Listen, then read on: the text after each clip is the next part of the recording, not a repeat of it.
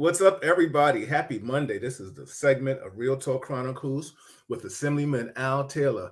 Can you believe April is flying already? Like time is just going. And, you know, thank God we're here. Listen, not to be spiritual for all, but you know what? You got to believe in something. And I'm glad that I'm here. And I hope you're glad that you're here with us too. For those that don't know the rules, please, if you're watching from YouTube, subscribe to it. If you're watching from Facebook, whomever you're watching it from, can you share it from under their page? And we will go. Now, with that being said, I have sponsors. I'm going to get a bunch of them out the way first. And then later on during the night, I'll mention some more. So first and foremost, we got the Daily Arts Survival Magazine. They sponsor Real Talk Chronicles. I am in one of them. You can buy them on Amazon. Also, you have Ingram Taxes. There is no taxes that they won't do. Reach out to Ingram Taxes if you need any tax help. Please reach out to me. I will get you the information. Also, we have quality earphones, Bluetooth speakers. They're made Reggie Wells. They go for $85. If you order them from Real Talk Chronicles and you mention them to Reggie Wells, you will get them for $75. But got to mention Real Talk Chronicles. We have Soft Illusions Art Gallery. That's my wife and her mother's business. Much love and respect to that. And we have two restaurateurs that support Real Talk Chronicles. We have Melba Wilson. Her restaurant is Melba's on 114th and 8th Avenue, Frederick Douglass Boulevard. And we have Chocolat by Leon Ellis and Harlem Underground. And his restaurant is on 120th in Frederick Douglass Boulevard. I will mention them periodically, different people throughout the show. But today, it's great to have my guest, my co-host, and his lovely chief of staff with us all the time. She's always welcome to rock out with us. And Assemblyman Al Taylor, how are you doing today, brother? Hey, it is so good to be here. I think I was unable to join last month and it just zipped right by. March went relatively quickly. I am doing well and I will do my best to stay here until the end. We are currently at the crisis. I don't want to call it a crisis, but we're at the final negotiations for the budget, which was supposed to be passed April 1st. We're just 4 days behind, but we're very hopeful.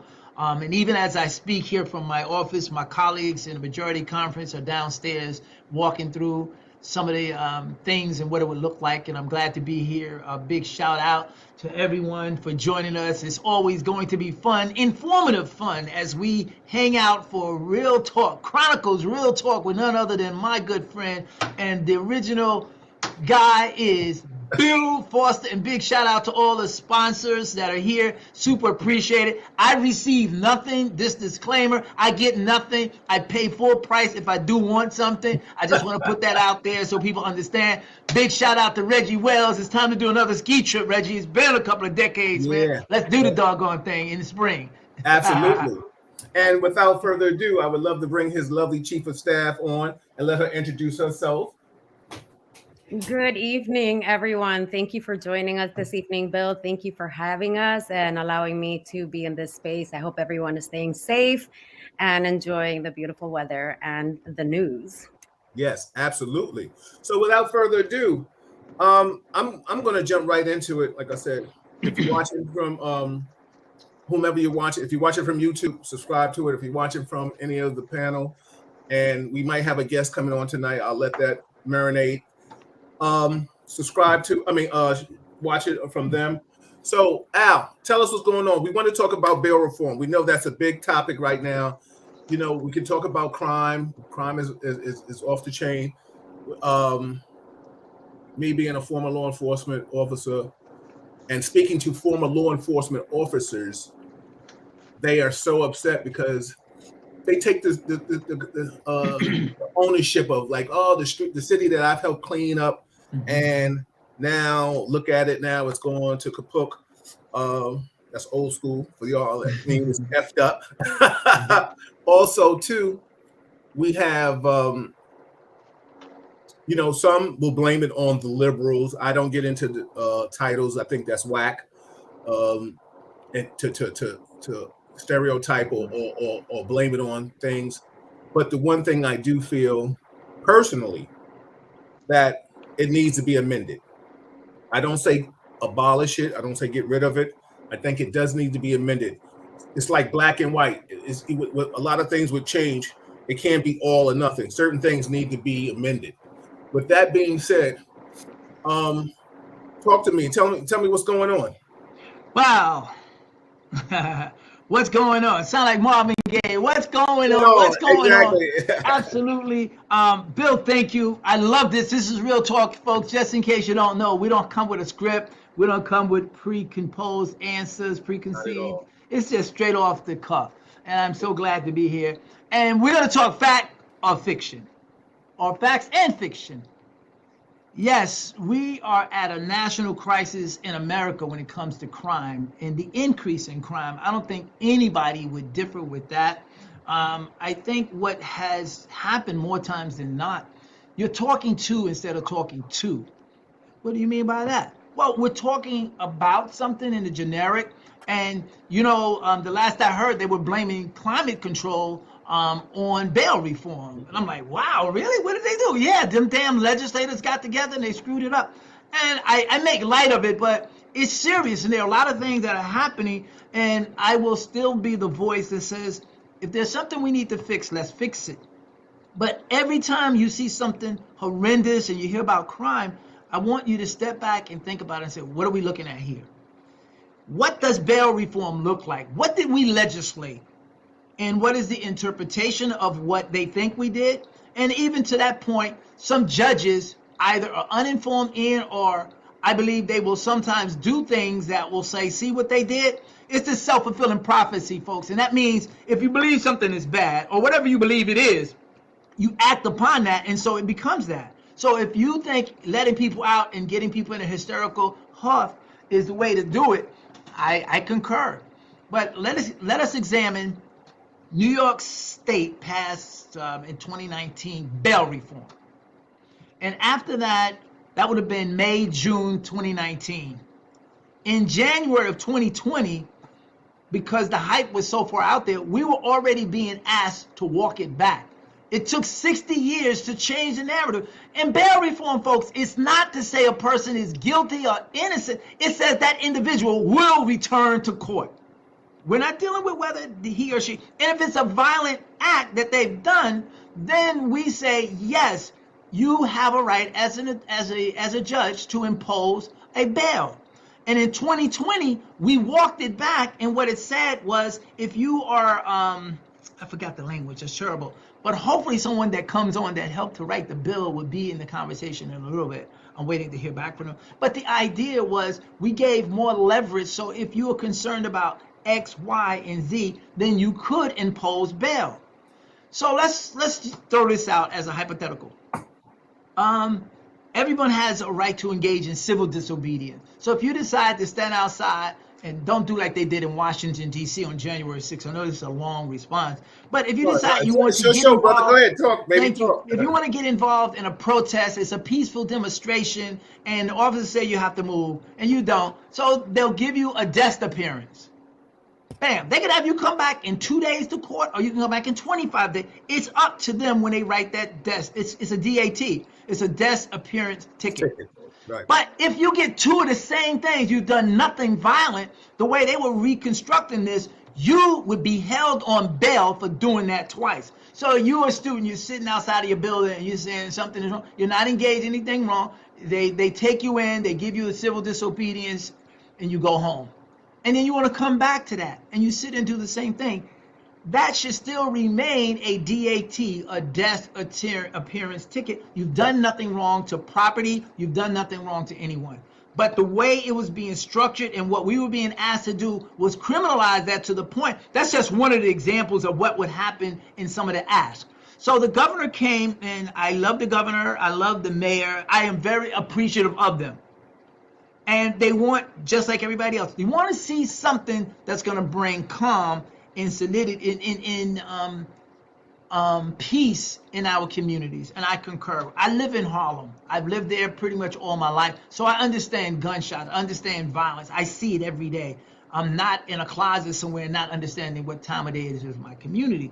So we're legislating to make sure, and we legislated to make sure that when people found themselves in a place where they were not able to pay, and again, if you're making a payment, someone pushed, if I'm not mistaken, and you guys can have the facts and someone correct me, but I believe the individual about 2 or 3 weeks pushed someone into a train. Yep. Mm-hmm. That person, they were given bail, and they made the bail. That has nothing to do with bail reform. The judge set a bail, and that person was able to pay it without blinking their eyes. So that's great. This system worked. But because that person walked out on bail, had nothing to do with bail reform, because we're shouting and we're not listening to each other. If we have the clip available, I would like to share a conversation that I shared on Taylor Talk, and they picked up on it in the Daily News today in my op-ed. If you happen to read the paper on page 23, or you can find it online, and it's undoing New York bail reform proves fear wins. So if that's available, can we share that video? Mm-hmm. Let's show that, and then I'll come back to it. Right.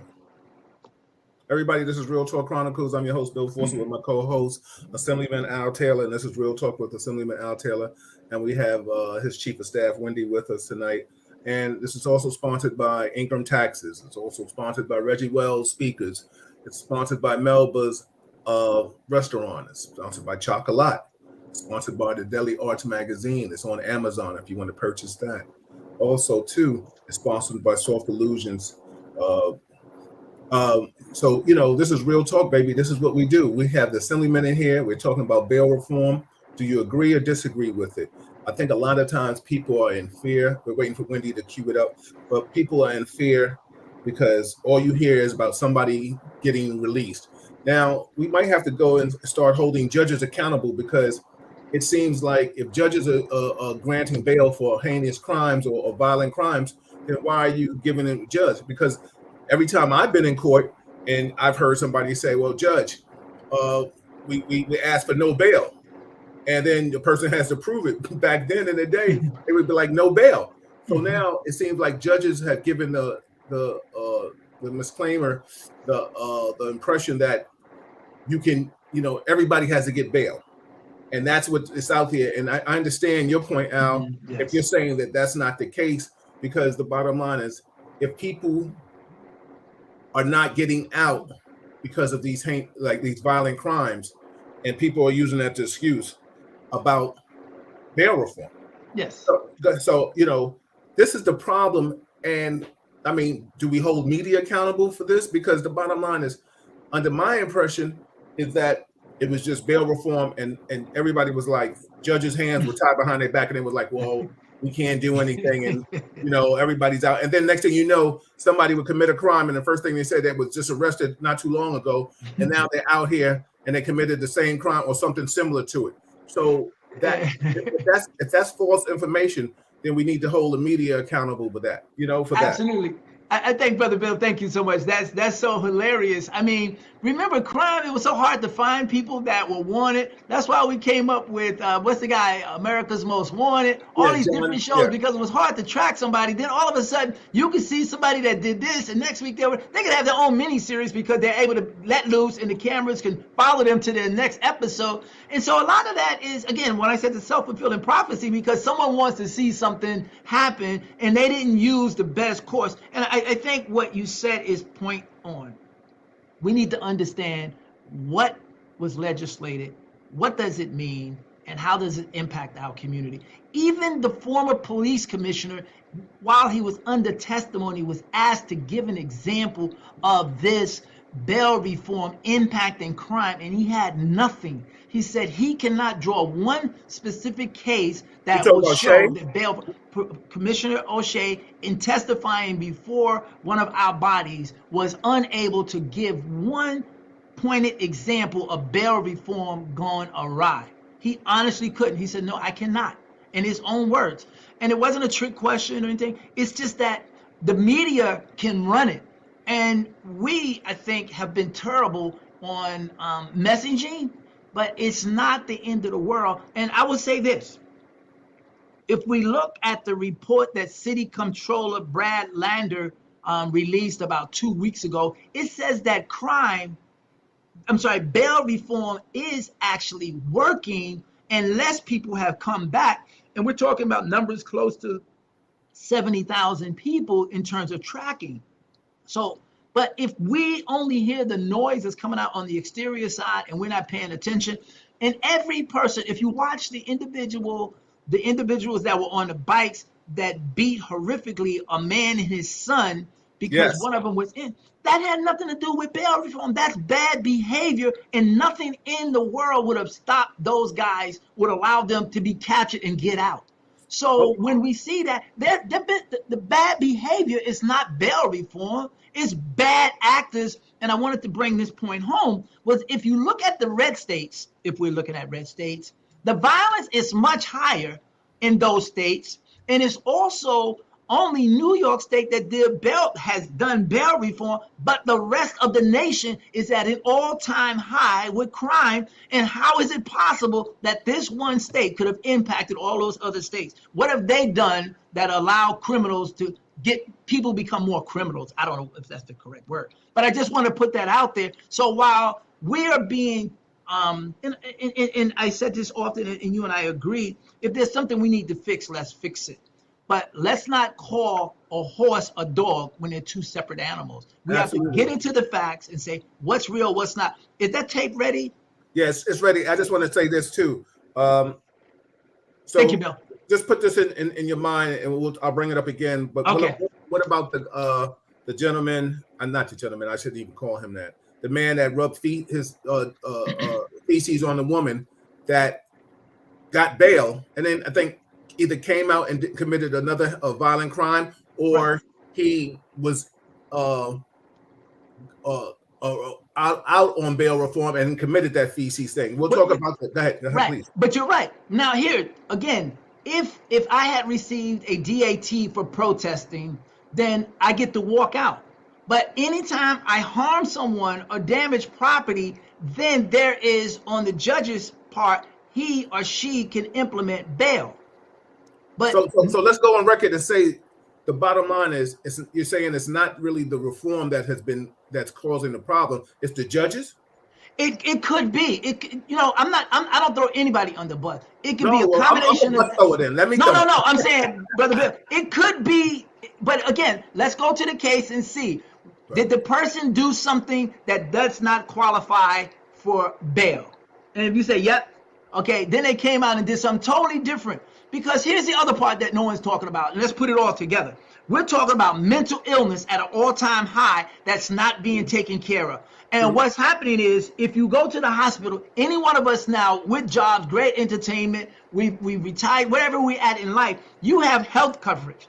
But you only get, the hospitals are only getting a small percentage of reimbursement for beds of mental health. So they've alleviated almost 1,000 beds that we can count in New York State. What does that mean? I can take that individual that did that horrendous crime and send them over to a mental institution. He or she will be checked for 72 hours, and there's a great chance, but since he did a real crime, he's going to go somewhere else to stay longer. But mental health beds are only lasting something like 72 hours, maybe 2 weeks. And the hospitals are letting you go because they're not making the money that they were making. Now, what do? We want to make sure that no one can walk up and say, Bill, you belong in an institution, and we're going to put you there against your rights. So there's a balancing act. And when we left the trains because of COVID, right, that's where everybody went. They started living down there, and nobody was using them. We have so many people that are being challenged with mental health, and all this stuff is relevant. It's all relevant to, if I'm not thinking correctly, who would think about doing such a thing? Immediately you would say something's wrong with that person mentally, or they're definitely in prey difference, and there's something going on that needs to put them in the system. And they would go there. Nothing about bail reform says that individual should not be arrested and bail set. Now, I'm gonna cue up Wendy, but okay. I want to say this before. This is a great discussion, by the way, folks. Yeah, absolutely. But I want to say this before we go to that. I'm under the impression that I will never dismiss mental illness, because we've all seen it when somebody really has it. So, I'm sure everybody has a family member or a close friend Yes. that has suffered for some kind of sort of mental illness, right? But what I will say is that I'm under the impression, and I personally feel this because I've seen it, that when I see a man that puts feces on a woman's head, and then we try to give him the title of mental illness, I think that's a crock of whatever. You know why? Because he selectively picked that woman. He didn't go up and do it to them guys on the corner that standing 7, 8 deep. He didn't do it to that big guy that looks like Dwayne "The Rock" Johnson. He didn't do that to a guy that he might be fearful that might put some foot to that ass. So I say all that to say that all of a sudden when he does it, and now we catch him, and then he's like, "Oh, I'm mentally ill," and then everybody jumps on that bandwagon. That's BS to me, Al, because the bottom line is he selectively did it. It's just like somebody. I think we pick our poisons. You understand what I'm trying to say? Yeah, I definitely understand what you're saying. I do agree. That card could be played once too many. Yes. But I think before I would weigh in, I would allow each one to be individually assessed to make sure they're not playing the card. But I don't want to look at it on the exterior and say, well, I know, and I agree with you, that some people, you get your lunch handed to you after they pull it out of your throat for doing something like that. So, but I don't want to say everybody does it. And let me just give you this. This is a personal one. Like, I have a dear family member right now. She was picked up 3 times. The first time she was picked up, she assaulted a neighborhood friend, someone we grew up with a bat. Unprovoked. No, it was totally unprovoked. She's been diagnosed with paranoid schizophrenia. So we reach out for help. She's at Columbia Presbyterian up, and they give her a bed for 3 days. The individual she assaulted with the bat refused to press any charges because he knew her. He knows her. We all grew up together. Then she threatens her son, her daughters, and everybody around her, and she's afraid. They are afraid of her. Her hurting herself or running up against somebody that's not going to give 2 thoughts about her mental condition and may hurt her. I love her, but that's her narrative. And she refuses to continue her medicine. So in the last 3 months, she's been picked up and she spent 2 weeks in one place. Then she spent 3 weeks at a place in Amityville, and they send her home to her daughter, who has the ability to kind of keep up with her. She says, I'm out of here. And so she goes to another place and hang out with some other people that don't do good things. And I had this conversation that I'm saying right now across the table, a breakfast table with the governor. And everybody that we see with mental illness is not necessarily on the subways or walking around. They have family that love them and want to help them, but there's no help that we can provide. And right now, the only thing that looks like you can do is going into court to get guardianship so that you can then ask to have that person examined a little bit longer. And we've got laws on the book. You want to talk about bail reform? There are some things that we did incorrectly that says you can't involuntarily put someone somewhere if they don't want to be there and they can speak. Or if I give them medicine for 2 days and they're in their right mind, you have to let them go. We got a real sticky situation. We got to figure out how to resolve it, because to your point, Brother Bill, there are people with mental issues that are not just walking the streets, but they're in our house, they're our families, and we don't want anything to happen to them. And God knows we don't want them to do anything to somebody else. It's very tight. So the legislators are in this space, and we're doing laws correctly as best as you know how, and you can tweak them to your point. But when you have a circumstances or a situation like that, it's rough to pull it off, because you can't mandate everybody goes in against their will, because we knew what happened at that place. Was it Pilgrim something that was in Long Island? They shut it down in the 80s because it was a horror place where people were going held against their will. Nobody went to visit them. They were doing all type of egregious things to them. So we've got to walk the balance to make sure she's kissing one of her lovely young men. That's what's up. That's awesome. Yeah. Okay, so let me be quiet if I can. Let's show the video. We got some more. Everybody, this is Real Talk Chronicles. I'm your host, Bill Forster, with my co-host, Assemblyman Al Taylor, and his lovely chief of staff, Wendy's in the building. With her security. Exactly, holding it down. So we're gonna play something that Al was on, and we'll go into it after that. I'm gonna cue it up now. Go ahead, Wendy. I'm gonna live stream it. I'm gonna enlarge it So go ahead, Wendy, whenever you're ready. We need volume. Unmute yourself, Wendy. I think you muted. Sorry about that. That's all right. Bail reform doesn't say you are a criminal. Bail reform says that you have been accused of a crime, a misdemeanor, and now you are standing before the magistrate, and we're saying if it reaches a minimum level of misdemeanor, you have a right, and that judge has a right to let you go without a bail because you're not a risk flight. Bail is only there to say that you will come back. It is not the end all. It is not a conviction. You have yet to go to a jury to be heard before. And that's all we're advocating for. There are people that get picked up. You can give them a desk appearance. There are people that have been picked up and they're in a system for something they didn't do. Let me digress and give you a personal story. There was an individual who was a part of my men's prayer group. And one morning, I won't say the year because people will figure out who it is. I got a call from his mother at 7:30 on a Sunday morning. She said my son was arrested because they misunderstood what he was doing. He was walking his girlfriend to the train station at 4:30 in the morning. Last I knew, that's not a crime. They held him because they said he was a subway robber, And the short story is, he goes to court. 15 of us arrived in that court Sunday evening, 10 o'clock at night. He comes out. The prosecutor asked that the ADA asked for a $50,000 bail. There were 15 of us in that courtroom that were standing with that young man to say, this is a mistake. He did not do that.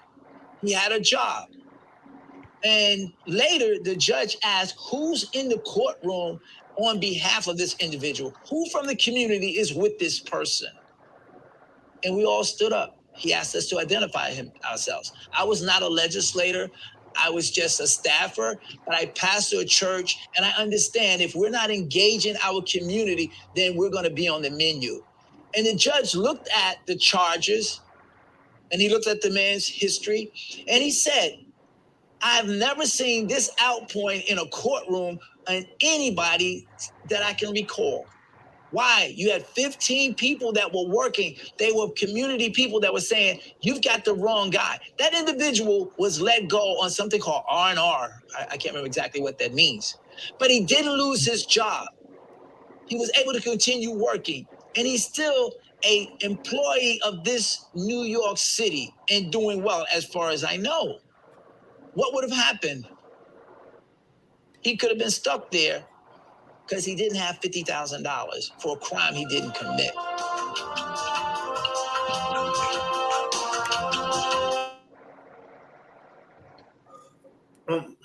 You know, I understand that, and I'm not disputing that.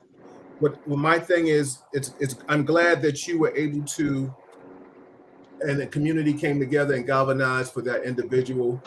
I think we all know that situations like that happen, but I think I'm gonna use the word, I'm gonna play with this word, isolated, because I'm not gonna say that people of color have not been arrested for situations that they didn't do. But absolutely, I'm never gonna say that because I know, right? But what I think what people are more afraid of, Al, is the fact of the people that are committing the violent crimes. Because what you just mentioned, you talked about misdemeanors. I don't know if pushing somebody in front of a train, or beating them to death, or trying to beat them half near to death over, yanking them out the car with their children. Yes. And I'm not, it deserve bail. You know what I'm trying to say? Like, so I think great story, but does it equate? Go ahead, Wendy. I think one of the things to keep in mind that what bail reform looks to address mostly, and you're right, Bill. I mean, in my opinion, reform is what it's needed, not going back to what it was, because I think what we would like to address most, right, is exactly what happened to that young man. So we have had people who have been arrested on misdemeanors and have been given a bail. And it's usually people from our communities. And the bail will be something very simple to a lot of people, $500. But $500 can mean a lot of money. And so you'll have a young man, for example, spent 3 years in Rikers because they could not afford $500. And so it's taking away the persecution of our people, because if you look at the data, we are the most affected by these past laws, where it was our communities who did not have the money to post bail, even when it was a minuscule thing. I think that's, what we are trying to make sure does not continue to happen. But Fair. Wendy, I'm totally, and see, that's why I think I said it has to be amended, because, but it's so funny what Al is saying. It seems like it already is, but people are not under the knowledge of that. So we have to find out why people are judges, and I'm just going to use this. Are judges just saying, well, since they don't agree with it, so it's like police officers. I know this for a fact that when they didn't like de Blasio and they didn't like the way he was governing New York, they just stopped, hands off. They did everything in the past. I know this for a fact. Mm-hmm. It didn't make it right, and I had an issue with that because you took a job and you took an oath, and you always, it's so funny how like I said, I hear the stories. I'm in these groups. Oh, they want to blame the liberals and the Democrats and all this nonsense. The bottom line is, do your job. That's what it Absolutely. is. Do your effing job, because I don't want to hear all that BS. Because the bottom line is, how dare you? They knew they wouldn't have did that with Giuliani, or they wouldn't have did that with Bloomberg, or they wouldn't have changed it. They wouldn't have turned their back on Giuliani, and they definitely would have turned their back on Bloomberg. But you took comfortable to do that in de Blasio, right? Now, I don't think there's not too many people, like Kevin says all the time, he's the great unifier, because nobody liked him. I think he destroyed the city. I personally feel that way. He could be a nice man. I've met him once, but who knows? Bill. With that being said, we're talking about the cases that, Wendy, and like I said, do I think a man that drives, Dewey, God forbid, and he bumps into, or not bumps into, he hits a light pole. Does he supposed to stay in jail the rest of his until he can do trial because he doesn't have bail? Absolutely not. License revoked or whatever, suspended until the case is pending. But what we're talking about is, we need to find out, Al and Wendy, why is the people that's committing the violent crimes being let out on bail reform? But that's not that has nothing to do with bail reform at all. Bail reform says, no, I'm not saying it does, Al, but but they're throwing it under the loop. Right, exactly. They're putting it under the umbrella. Yeah, and that's why I said fact versus fiction, because the examples that you gave before Wendy spoke were crimes of violence and property. So even though the person that was drinking maybe a little bit and hit a pole, because we walked it back in 2020 in terms of reforming the reform bail, that individual, because he or she damaged property, would have to have a bail set. It would be up to the judge to give it to them, because it's either you've harmed someone or property. And if you've done any violent act, then you must be held on bail, because, and we give that leverage to the judges. All of those things, Brother Bill, you mentioned, are bailable offenses. I mean, yes, bailable offenses. Then the judge has the right and the discretion to give them bail at whatever he or she deems. And we didn't give them a get out of jail pass for free. But if we don't continue to have these dialogues, if people don't start to read and try to understand it, I'm not saying it's the simplest thing in the world, but if we're going to raise the flag and defend it, or lower the flag and fight it, then we need to be educated so that we can at least weigh in and bring real talk to the people, so that real talk, that's pretty good. So no, exactly. So let me ask you two a question, and Wendy, you're in the politics with Al, but you're also Jane Q Public, and Al and I are two men that, without our titles, we're still John and John Doe. Right? I say that because if Al's walking down the street and John Perp, excuse my cop jargon, everybody, John Perp doesn't know who Al is, and even though he's an assemblyman, it doesn't mean he's not approached from being robbed. You know what I'm trying to say? Or stuck up. I can get some of the same love. And so that's just my point. So now the bottom line is, I like certain things need, like I said, and that's why I said earlier in the beginning, certain things need to be amended, because do we want to say violent crimes, right? Now, certain things can be judged, like, domestic violence. Like I said, I never forget. I had to go to a case one time when I was working in the 2-8, and a gentleman arrested was fighting his son. Right? We get there, family dispute. Come there, son got the worst of it. Stepson, the parents are legally married. Stepson, but the son was feeling his oath, disrespecting the moms. Father wasn't having it. I mean, and father's been raising him ever since he was a kid. A city worker. They got into it, and he put it on that boy. We put it on that boy. He gave him the 2-piece with a biscuit. What? Damn, they almost got his ear ripped off. That father was going to work on that ass. You know what I'm saying? And I felt bad that I had to arrest him. And listen, he didn't struggle. He didn't say, I'm not going. He was like, I understand. I said, wow. So, this is the guy that I was working with at the time. We were giving a lecture to the boy as we putting the cuffs on his father. We was like, yo, man, I'm glad you got it. You deserved it. Yeah. And I wish he wasn't here, so I wouldn't want to arrest him. You know what I'm saying? Like, we was talking to him like that. And I'd be like, yo, if he come home, you deserve some more of it. You know what I'm saying? So we was giving him the business. Now, somebody like that, where that case had to go in front of a judge or family court judge or whomever, do I think he deserves bail? Absolutely, because that was the case. Like the son was like, yo, I was out alone. I said this and I said that. Oh, you gangster with it. And then Pop was like, yeah, and I gave him the wop, wop, wop. So I'm saying, but when we talk about violent crimes, what about the woman that is in a relationship and this dude just doesn't want to leave her alone because she caught him cheating, and now all of a sudden, I'm just using that example, and now all of a sudden he wants to harass her and now beat her ass because he saw her going out on a date or coming home. Her co-worker walked her home, and now he want to beat up the co-worker and beat her up. So now she's in fear for her life because she can't stop this dude. He doesn't. They do not qualify for bail.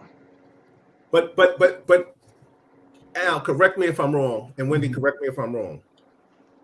Either the news is lying to us, because what is happening is that soon as somebody gets arrested or does a heinous crime, a violent crime, the first thing they're saying, they have a bunch of priors and they were let out on bail. They were on bail. I've heard this story. So if I'm wrong, please correct me, but I've heard the story that because the bottom line is, why is there such an outcry against this?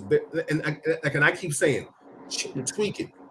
But before you tweak it, Bill, we have to understand what it is. Like, you referenced 3 things 3 times that were not bailable offenses. So there's no tweak. You've not presented, honestly, an argument for tweaking, but I understand where you're coming from. But those cases did not qualify for bail tweaking. Okay, so this is where I think, and this is, please, that's why. No, and I appreciate it. No, absolutely. Like, you're there. Like, you're the one that's you're talking with the mayor and you're talking to the governor. I don't want to text the man because my feelings might get hurt if he don't text me back. But to see, the thing is, I say all that to say, like, so then who's putting the misclaimers out there, the bad omens out there? Bill, because we need to call this. I'll tell you what happened, and I'm going to put on a political hat for a moment. Mm-hmm. What we walked back was 60 years of atrocities for Black and brown and poor Black and brown people in the state of New York.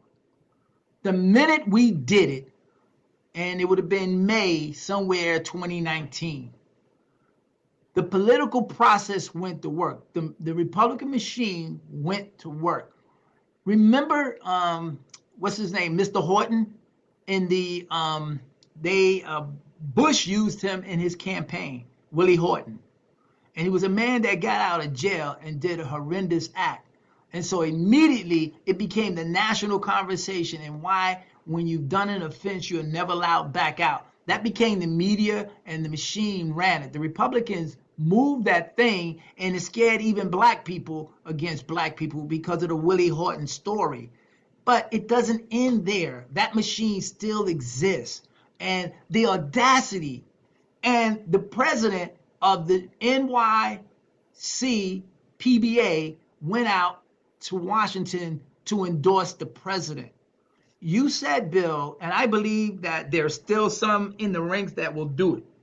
When they start talking about bail reform, they started to go slow in terms of responses and the work and the hands off. When they talk about what happened to Mr. Floyd, and then other people start yelling, defund the police. A lot in my mind, and what I'm hearing from people on the streets, and yourself included, that people took a position where they stepped back and crossed their arms in uniform and said, I'm not going to get involved in that. So let mayhem begin. And if you say we're not doing anything, you want to get rid of us, let me show you how bad it can be when we don't respond. Well, so you know, now, let me just interject. I'm personally, and I'm going to tell you what the streets are saying. And when I say the streets, I'm talking about the people.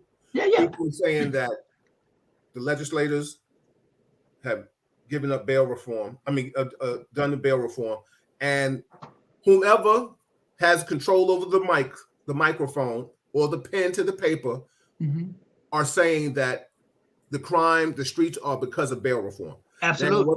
Now, what I'm saying, because the bottom line is, the problem is, if you're saying what you're saying, and you have no reason to lie to me because it's real talk, and you're my man. I believe you. And why hasn't legislation and the legislators come out and said, no, it's you, Charlie. It's you, Mr. Judge. It's you, Mr. DA. It's you, Mr. So-and-so. You have the power to keep that person's ass in there, and you didn't do it, because the bottom line is you're making us look bad. And the bottom line is we won't back you, and when you run for a re-election, we won't do anything.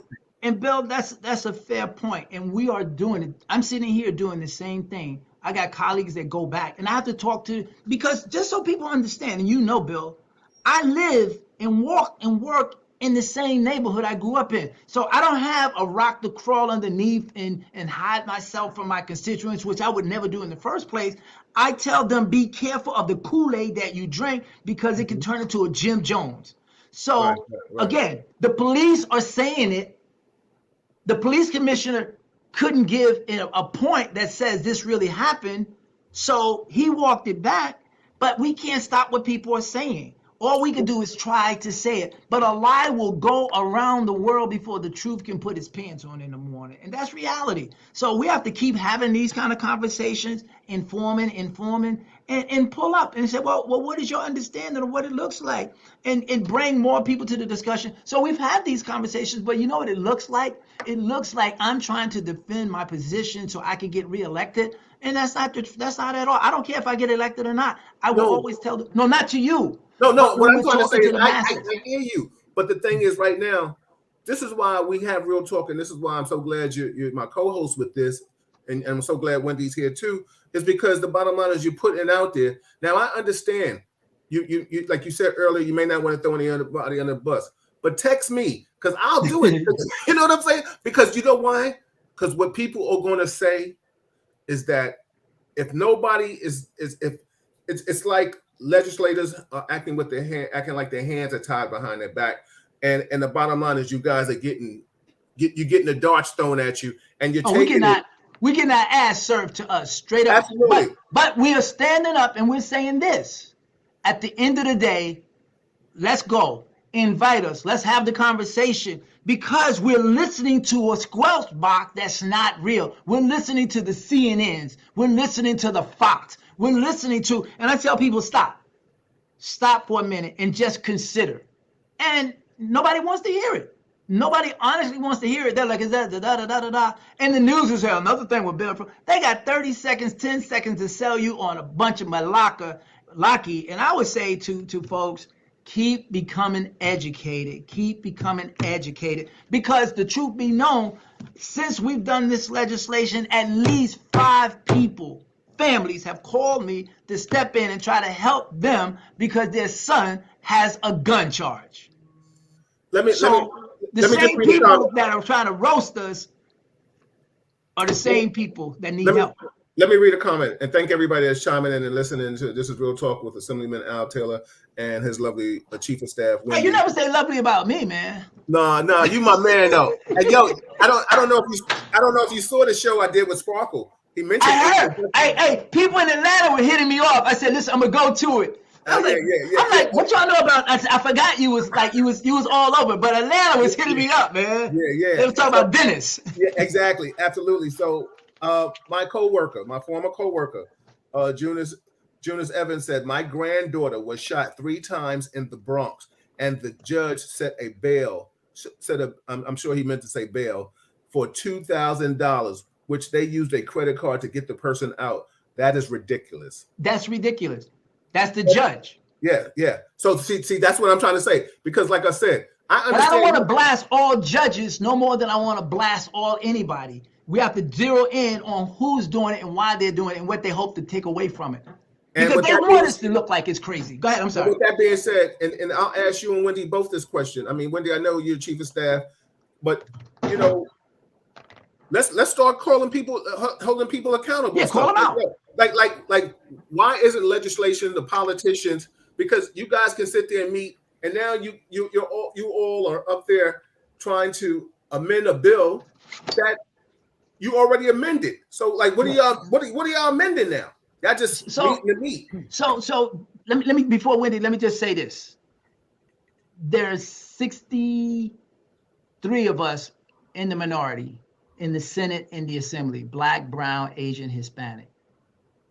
This conversation is being driven further by your former governor, who inserted himself 2 weeks ago.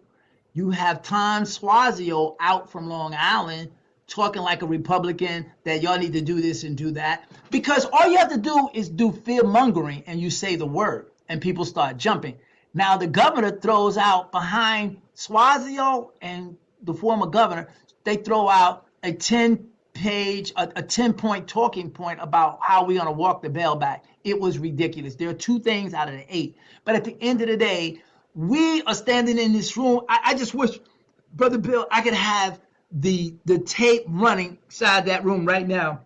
Not only listening to the minority people, but listening to the colleagues that are from the northern end of the state. And I said this, and I'm going to say this, and Wendy, jump in. I said this last week. Everybody's cramming for bail reform because it's a cute, sexy thing to holler for. We're going to make some changes here. And I turned around to my colleagues that didn't want to stand with us. And I said, if you believe that this is the end all and this crime that's risen is going to stop suddenly because you did this, you're dead wrong. And don't come to me next year and tell me we need to change it again. Because every time we change it, it's a black and brown and poor person that stands to lose the most. And those other people are misinformed and they're catering to their demographics. And I refuse to send one child of color to jail needlessly because it's horrendous in how people are getting beat, stomped out in these jails, and we're saying hold them. And if you hold somebody for allegedly doing something, they didn't do anything, their life is miserably screwed for the rest of their life. And all we had to do was stand and fight. And when you're standing and fighting, Bill, you fought, and a lot of people have left you standing, but you can handle your own. We're standing, and I know it's not sexy, I know it's not popular, but I'd be damned if I would take a knee for somebody else to glorify their political status at the neck or at the expense of a black and a white or a brown child just because someone wants to get reelected. And Al, I commend all that because we had correction officers on the show and we talked about what's going on in the Rikers Island and things of that magnitude. And their hands are being tied. Yes, we could talk about how that's another one we should do. Yeah, we could do it. I'll get them. I'll bring some correction officers on a Monday. The next time you come on, or Wendy and I will work off the schedules and see. But the thing is, we need to understand that people need to be held accountable because it seems like everybody doesn't want to ruffle some feathers. Bring my ass up there. I don't give a F. I'll say what I want. Give me one of those, Bill. That's right there, baby. Yeah, baby. I'll say what I dap you out because the bottom line is for my man to say, and then also Pastor Graves, he's in the building. He said, I agree that reform is needed because the scales of justice are not equal for everyone. However, we need responsible legislation that is not so heavy-handed that law enforcement and the community aren't suffering the consequences. First and foremost, I get all that from every angle. Because listen, I told all my former law enforcement officers that were of different colors that were all about certain things. I said I was black before I was PD. I was black during NYPD, and I'm black after NYPD. I know I got a Trump card. And I hate to use that word, but I know I have one. Exactly. That will keep them a little. That will keep the eye burning, but it won't be all the way lit. You know what I'm saying? You'll smell gas because they're ready to strike it, even though they pull me over. With that being said, I know how to de-escalate that. Yes. Without being disrespected, because I've been disrespected, and it's gotten verbally like, listen, what? You see what I'm trying to say? But you see, this is how, because of Desmond Robinson, they make the uniform always right. Because when Desmond Robinson got shot on the train by not Bernie Getz, but by that cop that was a punk, you know what I'm saying? That now the uniform will always supersede the officer that's in plain clothes. Yes. Right. And now that's how you got with the colors of the day. That's all from Desmond Robinson situation. Yep. With that being said, and saying all that, people need to be called out. What I'm seeing right now is that legislators will argue with the community on no, going back and forth. The community is arguing with the legislators. You got the powers that be, and whomever those powers that be are the ones that are saying, well, it's the bail reform. It's the bail reform. Don't get mad at me. It's the bail reform. It's the bail reform. And the legislators are talking to the community, and the community is talking to the legislators, because until now, Al, I thought it was the legislators' fault. What you've just told me, and you so eloquently stated, and then you saw it on the clip that you showed, it's not the bail reform that is the problem. So I'm going to say it. It's the judges and it's the people that are declining to prosecute. Because if you don't want to say it for whatever reason, I'm going to say it, because the bottom line, this is my show. I'm going to say what I got to say. And ain't nobody kicking my ass. No, I don't have a problem. Let me just I just want to clear. I don't have a problem saying it, but I don't just say things because it's fashionable to say. I'll call out anybody on the spot, but I'm not going to blanket everybody as a judge as being wrong. But there are some bad actors in there, no more than what I not blanket cops with a brush, but they're bad actors in our community. They're bad actors. That's the only reason. I'm not holding back from speaking. And I respect that, because the bottom line is unfair for me to say all judges, but I'm saying what I am going to say. Some judges, just like some officers, like some people of color, like some white people, like some of everything. There's always some bad, right? And because what we're hearing, like I said, what we're hearing is judges are like, oh, and like I said, this is what we're hearing from the street. It's like, the judge let him out, and then next you know, you got somebody committing this violent crime, pushing somebody, hitting them in the head with a hammer. You got these guys shooting at people. Now, listen, crime is out of control. Yes. Now, people are talking about now, okay, does little Petey, little Miguel deserve to be, or little Anthony deserve to be in jail for something so long, and now he ends up getting stabbed, shanked, getting initiated in gangs, getting raped, all that? Absolutely not. Over riding a bike reckless and hitting an old woman, and his family doesn't have money for bail. No, absolutely. Yeah, you know, he should. But even that bill, that example you just gave, that kid would have to pay a bill because he injured someone or property. Keep in mind, it wasn't just if he just rode the bike and didn't do anything, but he got a ticket for it. But if he hit someone and hurt them, now that's a bailable offense. You follow me? Yeah, he hit absolutely. Miss Smith, or he hit the grocery store and bust a window. The judge can either not do a bail, but they can definitely do a bail. So those are bailable. And see how simple it is. I just want to keep saying that just to point out that we didn't give away the store. And I'm co-signing what you're saying now when it comes to, like you're saying, because what you're saying, you know what's so funny, Wendy, can you get what the bail reform is and put it in the chat? If you can, or if not, Al, Wendy, in the future, can you give it to me and I'll put it. Absolutely. So because the bottom line, I think people need to know, because all we hear is bail reform. That's all. It's like It's like people saying Black Lives Matter. Oh, I hate Black Lives Matter. Bill, All lives matter. Like let I'm me saying. let me say this to you, Bill, and Sure. I apologize. My colleague is still in conference. I came up. I'm supposed to be in conference downstairs, but she's there because she wants to make sure that the discussions around bail reform make sense. Folks, I was trying to get Assembly Member Latrice Walker, who authored that bill, who stood up and fought that bill in 2019, and it took a long time for that bill to pass. And we got to get out. And Wendy, thank you for your courtesy. And I've just totally talked over you. Oh no, Wendy, we're still here because Al, if you do have to go, let me know. And okay, Wendy, we can chop it up a little bit, Wendy, before we get out of here. Let me just give you this piece of legislation that we passed in 2019 had been around for quite a while. And as long as the Republicans were in the Senate, they would not allow this to go forward. Right. So the minute it went forward, they started a blitz campaign.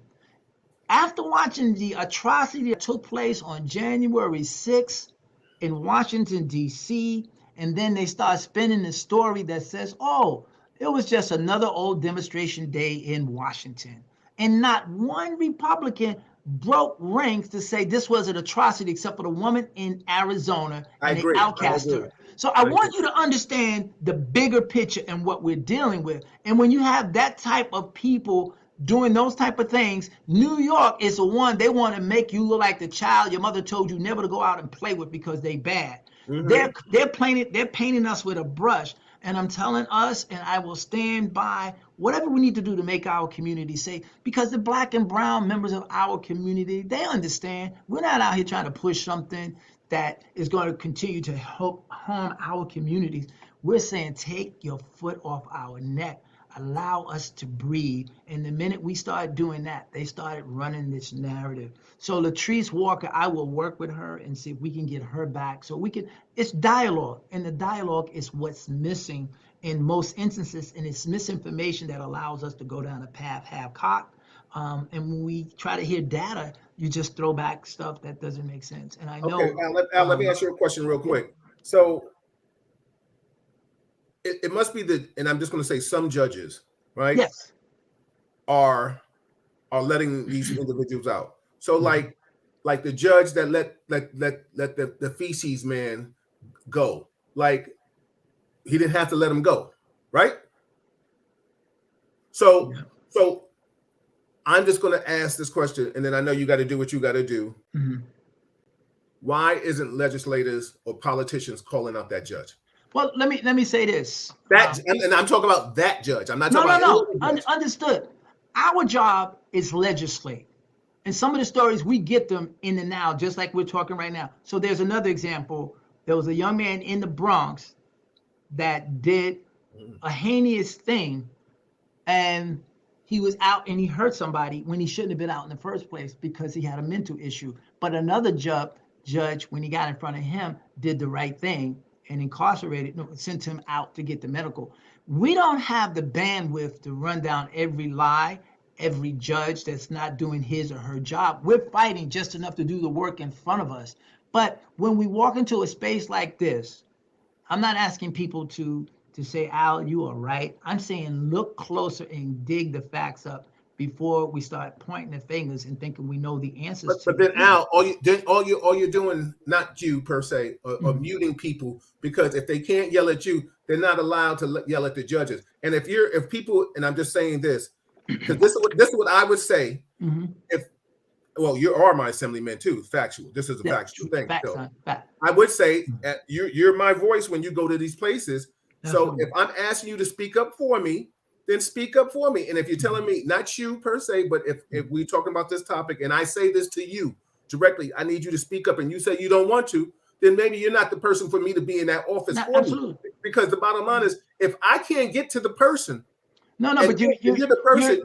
I'm going to push back a little bit, Bill, because that scenario says that our job is not to identify every judge that screwed up. We don't even know. No. I'm not talking about every judge, Al. But what I'm saying to you is I know that incident happened, but I don't have the judge name in front of me because I'm so busy working on some other stuff. And that's not going to get, that's not, here's the thing. If you want somebody to yell at, damn, go find someone to yell. You want to yell at me, yell at me. But if you want to change the narrative, let's start pushing real information and real facts. Because an idiot is an idiot, and I'm a bigger idiot to argue with them. But the reality is, the proof is that there are people that are undermining everything that we do because they want a Republican-run scenario. And so you understand, the assembly cannot be broken right now because we are 100 and something strong to 40. The Senate is so doggone volatile because they got 3 members over what they need. So they will fall to pressure.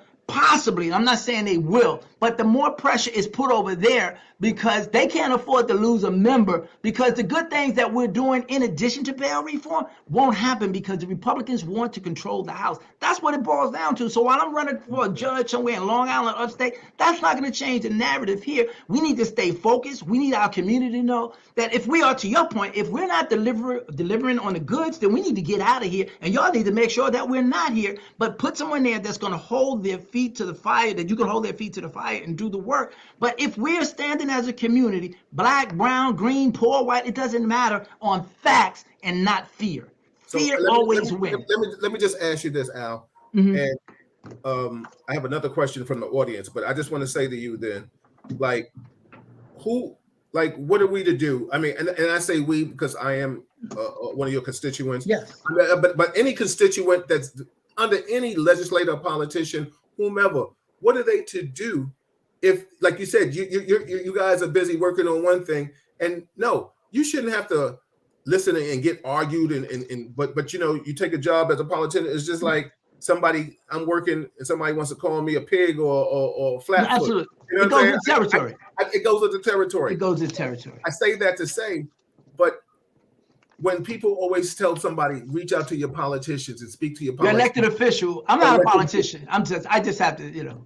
I mean, elected official. Exactly. You're elected officials. Because the bottom line is, how do we make it right? And what would you like? I'll let you answer this question. What would you like everybody to do? Because you say, listen to the facts. And you just gave us the facts. You and Wendy gave us the facts. So I appreciate that. Because like I said, like Stefania said, she says, didn't know what you're saying until we heard it right now. So we have to get out more information. And maybe the first time people at Real Talk Chronicles are hearing this, the RTC listeners are hearing something like that, which makes a big difference. But the thing is, like I said, you don't want to call out every judge that does that. But you know, sometimes we got to start ruffling the feathers. So what do you suggest before you get out of here? That's a great question. I got to answer. And hold on. Before you go, I'm going to put this question out to you because this was asked. Cheryl White said, why don't black and brown people have an anti-hate crime? So you can think about that before you go, while you answering this question, because that is a damn good question. There's hate crime for everybody else in this world, but black and brown people don't have a hate crime. So I'm not sure. I think, and I could be wrong, and I will have somebody look, but I think the language it's a hate crime, so that it's generic. It's used more commonly in other connections, but it can be leveled as a hate crime. That's on the books now. And I think the way it's written, and I don't know, this is off the top of my sleeve, that a hate crime is just that, against a person or a religion or war, and we can look into the facts and give that person an answer. Wendy, I'll pull that up sometime tomorrow, but absolutely, I would love to. What I would say to the listeners, thank you so much for listening to me. Thank you for the space and allowing me to come here once a month, Brother Bill. But I think when we are informed, it's our job to continue to inform others. Our job is to make sure that we sift through and even challenge me. Don't just go with, what I'm saying. Dig in and see, is this real? Or can we get some more answers there? Because there's an open dialogue here. And if you're giving Brother Bill questions later on and we can't answer them today, let's continue the dialogue so I can go find the answers. Or if you need to come back and say, we didn't get that, or we think you erred, I will own a mistake. I don't mind. But that's how we become informed. And then if there are 100 people listening to this, that's 100 informed people, and each person is at least worth 5 other people. That's 500 people that could be informed. That's how we start to change the narrative. So when you watch the news and you're reading the paper, you start to see it from a different set of lenses because you know more than what they're actually telling you. Or go back and try to say, well, I didn't understand that. And again, the media, and we saw the war between CNN and Fox.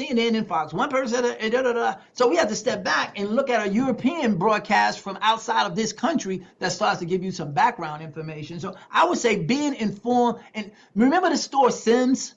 It was a store. They said an educated consumer is our best customer. Absolutely. An educated consumer is our best constituent because they're learning, they know, and they can ask questions that their legislators track. So right now, if I said to every listener on your space right now, who is your senator, New York State senator? Who is your New York State assembly person? Could you put that in the box right now? Who is your city council? Because from the time we are born to the time we die, legislators are making decisions about us. You should know who they are, have them on speed dial in their email, and start blasting questions. So it's an informative. We are community, and together we learn, and then we share. And then if something is unfounded, hey, let's walk that back and understand, what did you mean by that? Is that so? And you can differ, and we can disagree without becoming disagreeable. I think we're going to learn more, and we're going to be better for our community so we can share real talk information.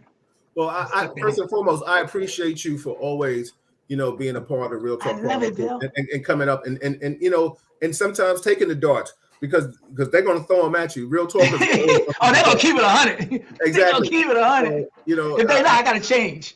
Exactly. I got to go to another show. Yeah. Because I mean, and I appreciate you and Wendy trying to bring in your other co-workers or others legislators or whomever that we brought on in the past. But, the thing is, I think right now we're going to have to definitely share this because from what you said tonight earlier is that it is not about the bail reform. It's about the people that have the power to implement certain things. And the media and the judges. I mean, we can't. Oh, yeah. Yeah, the judges. I mean, certain judges or whomever. But the thing is, then, what's so funny? It's sad to say that right now, you all are up there having meetings to amend something that was already amended, and that doesn't make sense to me. It really doesn't. it doesn't. And somebody wants to know. I'll get that contact information for you. They wanted your information. I know when you go, Al, we'll get that. What do you need, Andre? What kind of information do you need from Al? Also, too, Cheryl said. Cheryl and Mark said the Asian community just got one. And then Mark said, Bill, she's somewhat right. The Asians are protected. The LGBTQ community groups are protected. It's not so implied when it comes to us. So that's something for you and Wendy to look into. And when it comes to hate crimes. Kevin Gray said, good point. Some members of the Republican Party are pushing the narrative that Democrats are weak or soft on crime, challenging bail reform or a public outcry against it starts a process towards elimination. And Pastor, I agree. And that's what we get clarity tonight right now. We need to find out why is this happening like that, because the bottom line is it's been so used so much. And I'm telling you, everybody I talk to thinks that it's bail reform that's causing all this crime in New York City. And everybody. You guys got your hands tied behind your back, and if y'all don't start doing the the tattletale, then it's going to be. And I'm not saying you. No, I understand, and I definitely know you're not talking to me. Let me share this. And just to drive home a point, the budget was supposed to be passed April 1st, and the reason we couldn't get the budget passed on time because we have policy in the budget. Policy is this bail reform. That if you want the things that you want, whether it's money for early childhood, whether it's money for ERAP, which is the Emergency Rent Assistance Program, or if it's LRAP for the small homeowners that need the Landlord Rental Assistance Program, there's $1.1 billion that's going to be set aside for that. in the budget. And there's also money being set aside for people that need services for their utilities because they fell behind during COVID. Those are the meat and potato of the things that we need to have happen. But yet they've had us here arguing over bail reform because the governor said that's what we have to do. If you want to talk about public safety, let's do that. But don't hold the budget hostage for stuff that we don't need to fix. And remember this, folks. If you can't tell it from anywhere else, watch Putin. I'm glad you asked, what does Putin have to do with this? It starts with a media campaign. Yeah, because I sure was looking at you like that.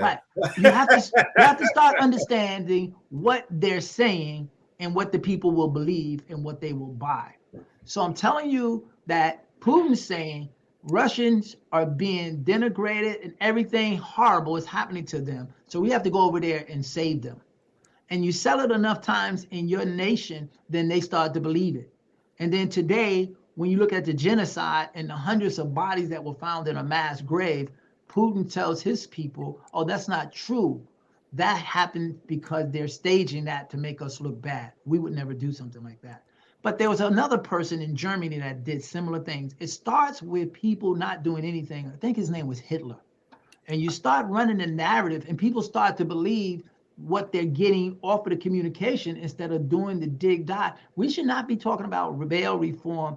And it's unfortunate that we are at this stage of the game, which you just pointed out, Bill, over 2 years since we put it in and then we changed it in 20. So 2 years, 3 years from the time we started, and we're still working on it because there's some white folks that don't want to see us where we're at as people of color, people in authority, as legislators. And so they fan the fire. And if the people in the neighborhood believe that the sky is falling and they start hollering at us, the sky is falling, and we're distracted from what's really going on, is they want control. And you see that they want control when you look at our nation and see what they're doing on voter rights and taking us back. And then you got black people that say they don't want to vote. People were lynched for the right to vote. And in certain states in our nation right now, they're making it so hard to vote. You think it's bad now, let them get where they're trying to go, and y'all try to have this bail reform talk then. It's going to be a whole different conversation because they're trying to shut it down.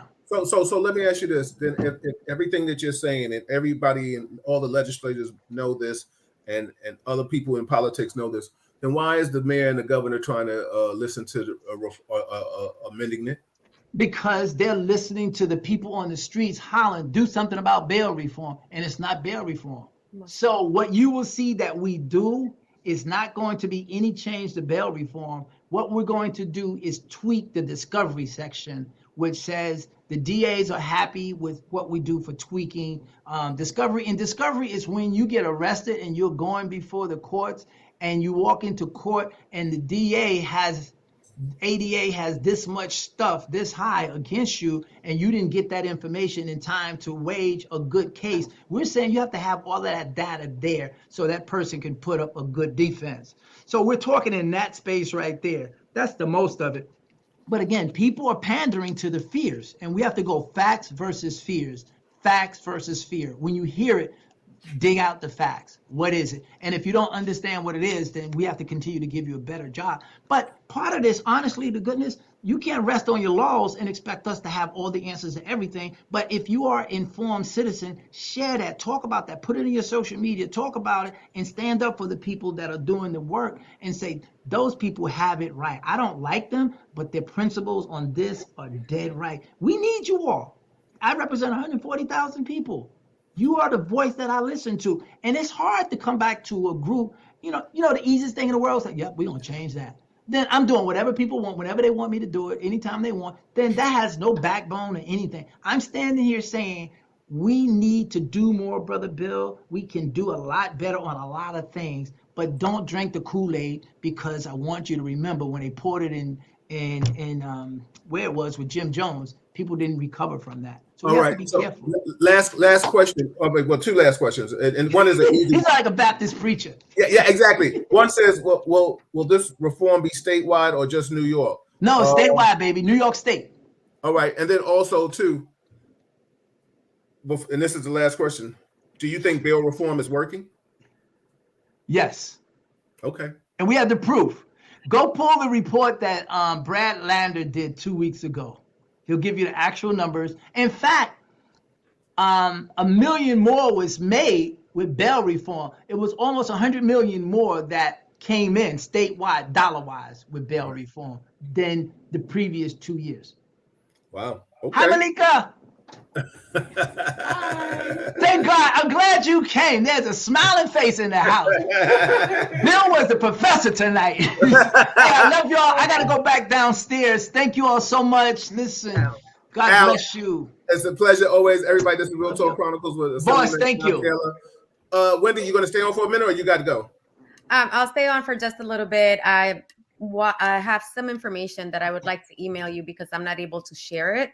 Okay. So I do have some bail reform information as well as Brad Lander's report. And then I also looked up some information on hate crimes. Now, the thing to consider with hate crimes is that it's not based just on like if I'm walking down the street and someone attacks me without saying a word, it most likely would not be a hate crime. However, if I'm walking down the street and somebody says, yes, spick, that would be a hate crime. If you're walking down the street and somebody calls you by a derogatory, a racial slur, yes, then it would be constituted as a hate crime. Absolutely. Absolutely. So, I mean, I just think,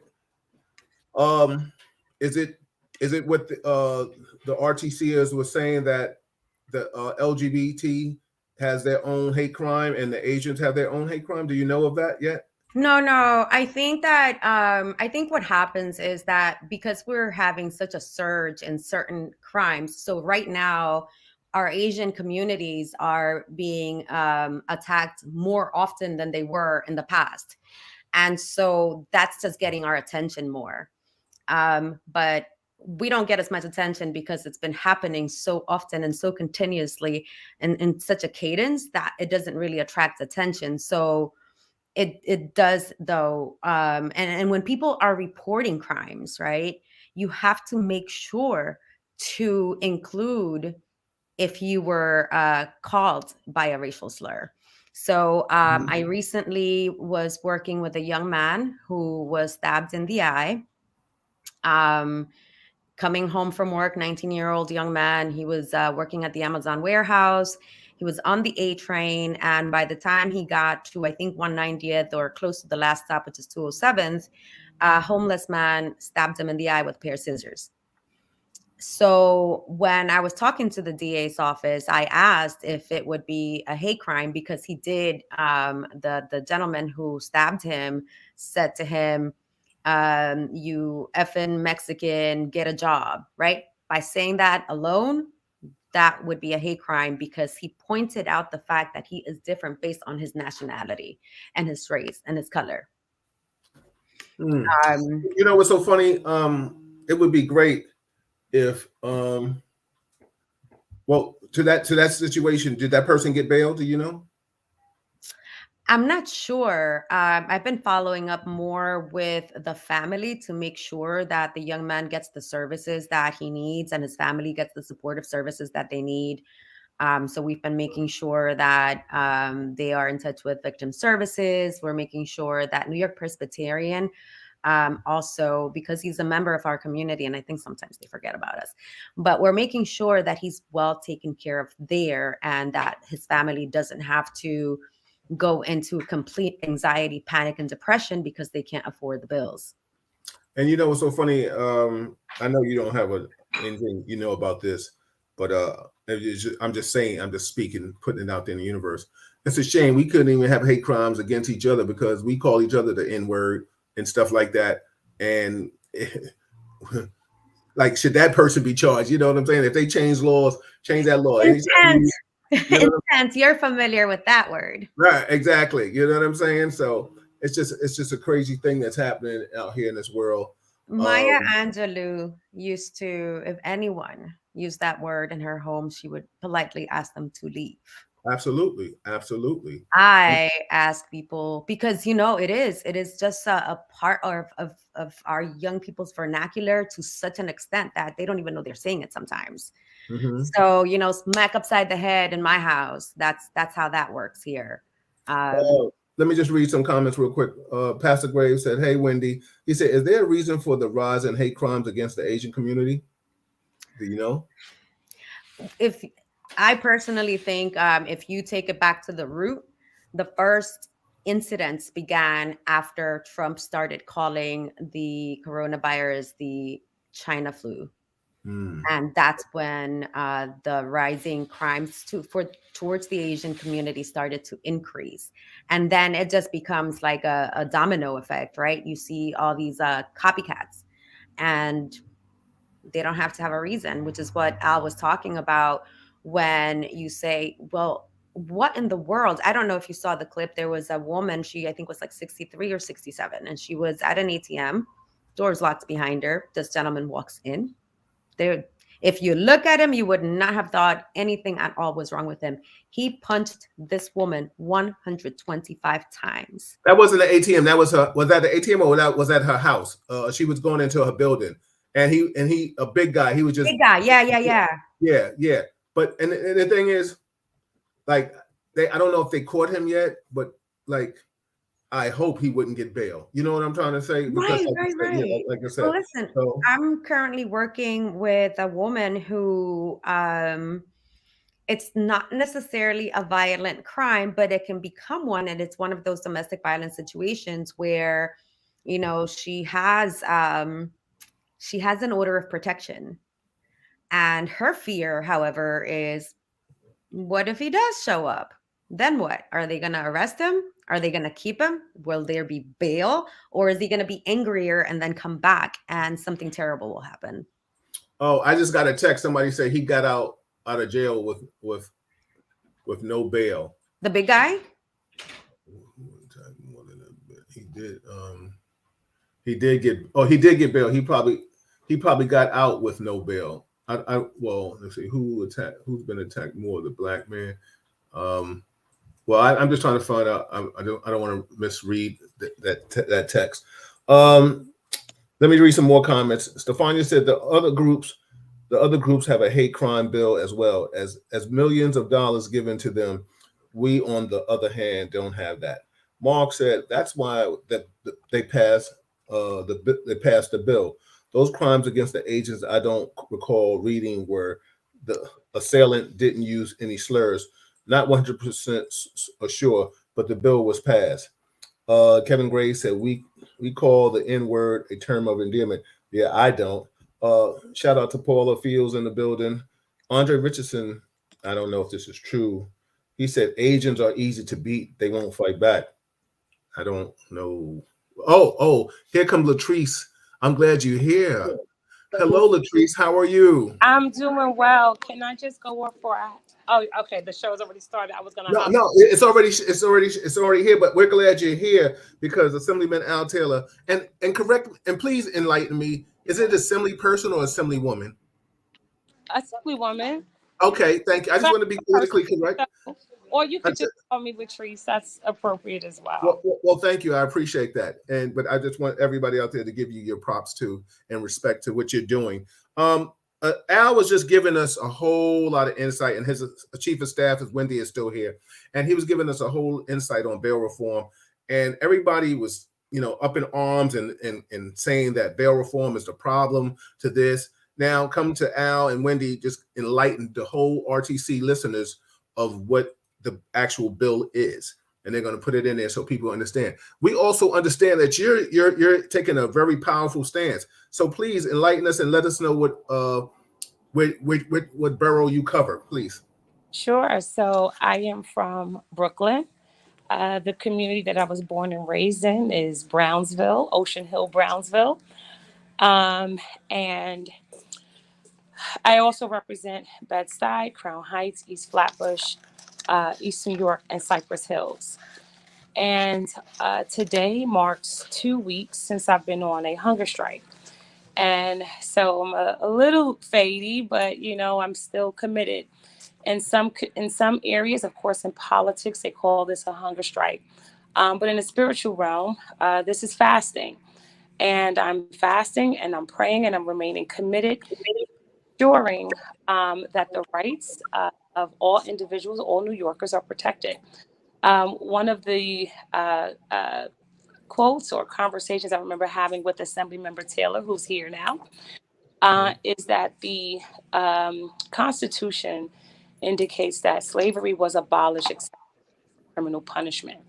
And so when someone is subjected to the criminal justice system, they are a slave in the truest sense of New York American involuntary servitude. And so Mm-hmm. this is an abolitionist moment that we're in. It's a game changing moment.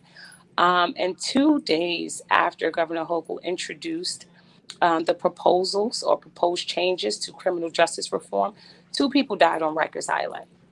Now, I'm not going into the logistics of what their case is, but the conditions that are on Rikers Island are inhumane, even according to whatever global standards of humanity with respect to punishment may exist at.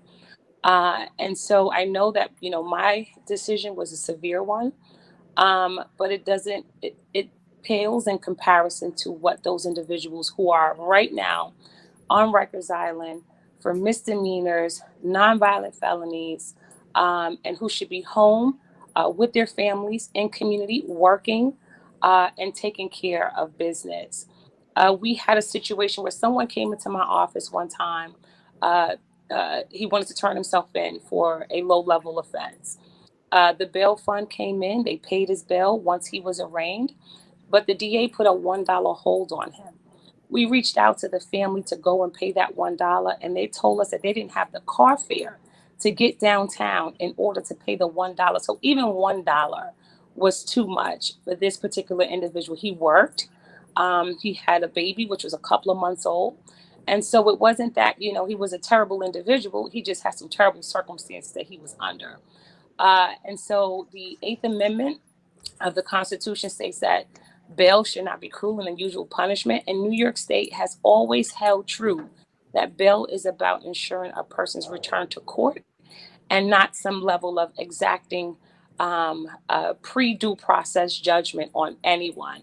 And I think that these are just the tenets that we are upholding. When people are arrested, they have to fill out a survey that is conducted by an agency called CJA in New York City. And this Mm-hmm. survey asks people, where do you work? How long have you worked there? Where do you live? How long have you lived there? How many years of education have you completed? None of those questions go to the propensity of someone to commit crimes. They only talk about poverty. And finally, bail reform has been at its best 99.99% effective.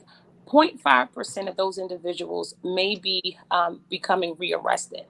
However, when we look back to before bail reform, those odds and those statistics were vastly, vastly different. So we believe that bail reform is working. Judges have more tools in their toolbox than they had before because they can do supervised release.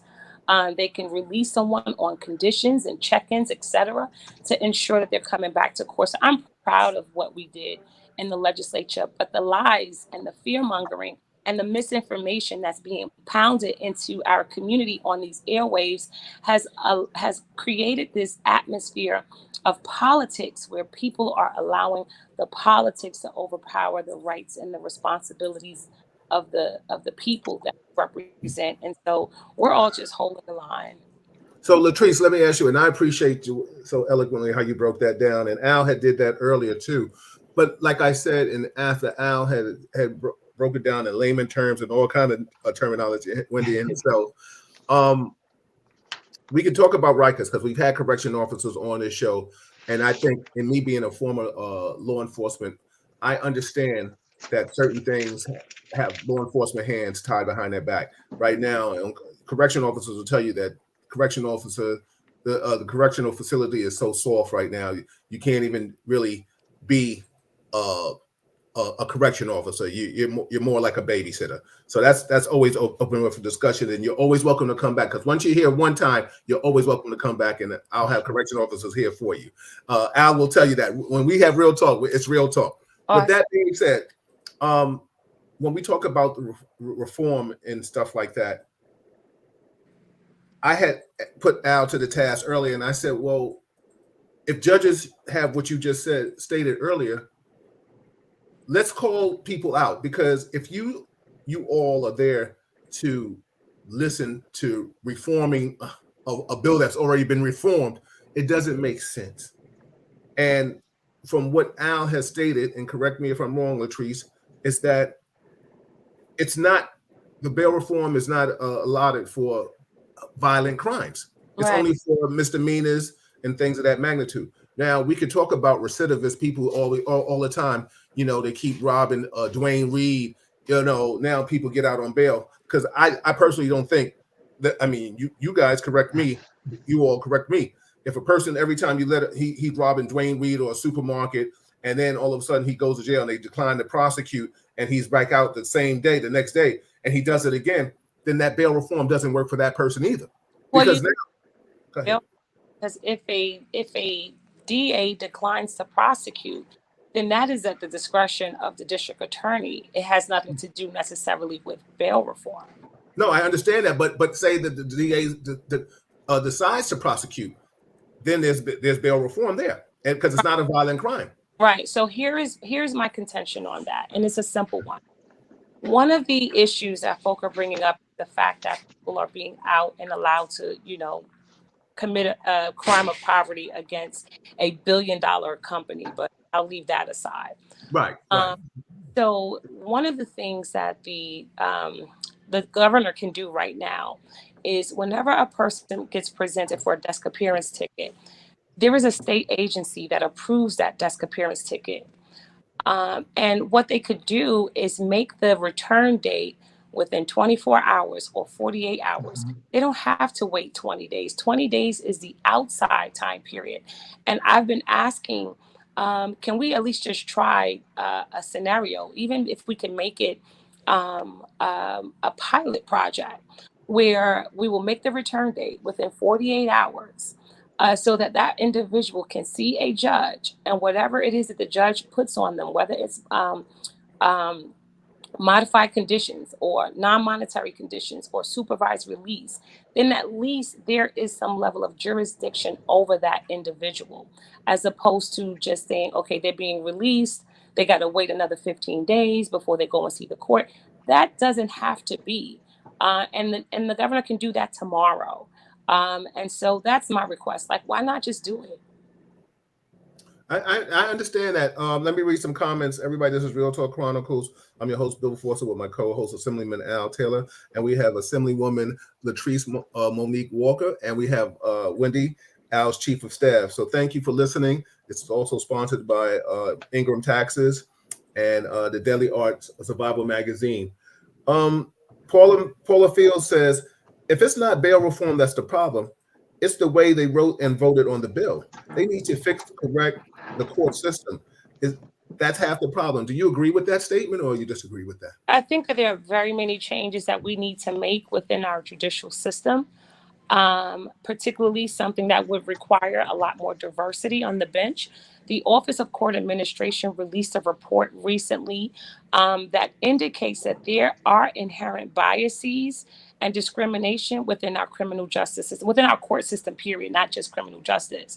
And so, yes, I believe that there are some things that need to be addressed when it comes to that. At Pace Law School, where I went to law school, there is a judicial institute that we could have conversations with many of the judges with respect to bail reform and really what it is that the law actually does, so that the misinformation doesn't become the administration of the law by our judges. There has to be some level of accountability on them understanding and recognizing what was actually in the bill. We didn't just pass bail reform in 2019 in the budget. We passed it since 2018. We had been working on this bill. We have been working with advocates. We've been talking to individuals in law enforcement, district attorneys or otherwise. Quite frankly, there has been a movement within Kings County where they were not even prosecuting many of these low-level cases to begin with, as you indicated about DP in cases decline prosecution. And so, again, we're just working in accordance with the law that is presented to us. We knew that bail has been about poverty and not about changing the rise in crime or having an effect on the rise in crime. But right now, based on the hysteria that was created, we have a New York State crime bill that we're trying to work through. And these are very, very important times. We saw what a crime bill did to mass incarceration rates across the country. And so we are being very cognizant to not allow those mistakes of our past to become the future of incarceration and justice within the state of New York. Thank you. I appreciate that. Latrice, let me ask you a question, and correct me if I'm wrong, if I'm using the wrong verbiage or if I'm misquoting you. And we talked about poverty and people being recidivists, right? And you also said that could be things done by judges to mandate certain situations.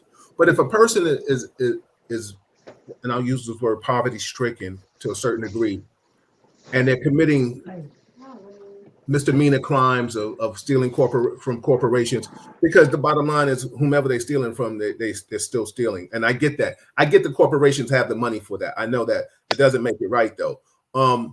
But with that being said, if they're committing these crimes and they're doing it all the time, do we really think they're going to go see a kind of special counseling? And I'm just putting that's a question. It's a hypothetical. It's not, I'm not holding you to task for that, because I'm sure you don't have the answer. Neither do I.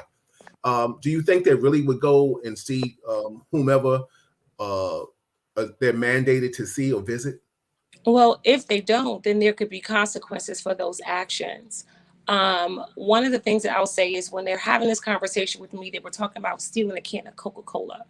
Right, and right. Someone else had a conversation with me about, so one was Coca-Cola and the other one, I can't remember, a can of Coca-Cola, a bottle of aspirin, right? And so now there are folk who stealing Coca-Cola. I know you've been in any bodega that I've been in. If somebody is stealing a can of Coca-Cola, it's because they're going to go outside and drink it. Not because, criminal minded. If someone toothpaste, it might be because, they're trying to get a quick fix on whatever their drug addiction may be at that time. And there are opportunities for us to be able to grab those people when they're committing these offenses, to be able to get them the help that they need. We have to recognize that drug usage is a public health issue, it's a public health crisis. Last year and a couple of years ago, when we were having this conversation, it wasn't about making laws more strenuous or getting rid of bail reform. It was about getting people the money and the help that they need in order to address the opioid addiction, because they are defenseless. Oh, we lost her. Everybody, this is Real Talk Chronicles. We hope we get Miss Walker back. She was breaking down some knowledge. And the thing is, I definitely have some questions. And I'll ask you, Al, since you're back. I get it when we talk about addictions, people robbing, stealing, Dwayne Reed or whomever, whatever store you want to name. That doesn't have to get. I'm not trying to give Dwayne Reed any plugs. Stealing toothpaste. But I'm sure you all have seen the videos, just like I've seen people go in there like a team and just rack up in deodorant, soap, shampoos and everything, and just take down aisles of stuff like that. They're not doing it for addiction. They're doing it for profit. So we have to always be careful. Each case is individual, is an individual case. And I think what laws have to be, and whomever the powers that be, have to be accountable for each case. Because absolutely, if I pull a pregnant woman over for running a red light, and I pull a person over that's blasting his music and he's running a red light, I'm handling them too differently. Because if I ask her what happened, she might be like, oh, I have to go to the bathroom. And I see her stomach sitting on the steering wheel. I need to understand, like, oh, I don't want to be responsible. Her water might burst or anything might happen. Let me get her out of there. Now, if I spend a bunch of kids pulling over and they playing music, white, black, Spanish, whomever, and they just took the light because they took the light, and now all of a sudden I see an open container of beer, well, there might be a summons involved in this. You understand what I'm trying to say? Right. So each case is totally different, and not every case is that situation. Absolutely. She broke down a lot of things, and she's true to her convictions. I'm sure so are you, Al. But like I said, it seems like there has been. I'm gonna say that it's like the people have been bamboozled. You know what I'm saying? They have been bamboozled to think that bail reform has just destroyed New York City and the state, or that's going to destroy any state that it's done. And like I said earlier, I don't know what the powers that be are going to do, because it's almost like I told you so. If they change it, go Her ahead. phone died. Okay. Was she assembly person and she ain't got a Well, battery? we've been in conference for hours. I'm just playing, Al. Yeah, You got to yeah, add some humor to this. You know what I'm Oh saying? no, I'm just responding to the people that may think otherwise. Yeah, We've been like, I'm in my office and I charged up, yeah, but we've been rolling all day, man. So it's a little bit rough sometimes. yeah. Absolutely. Kevin Graves said, "How is bail reform discouraging violent criminals from committing crimes?" Well, I think that we can't.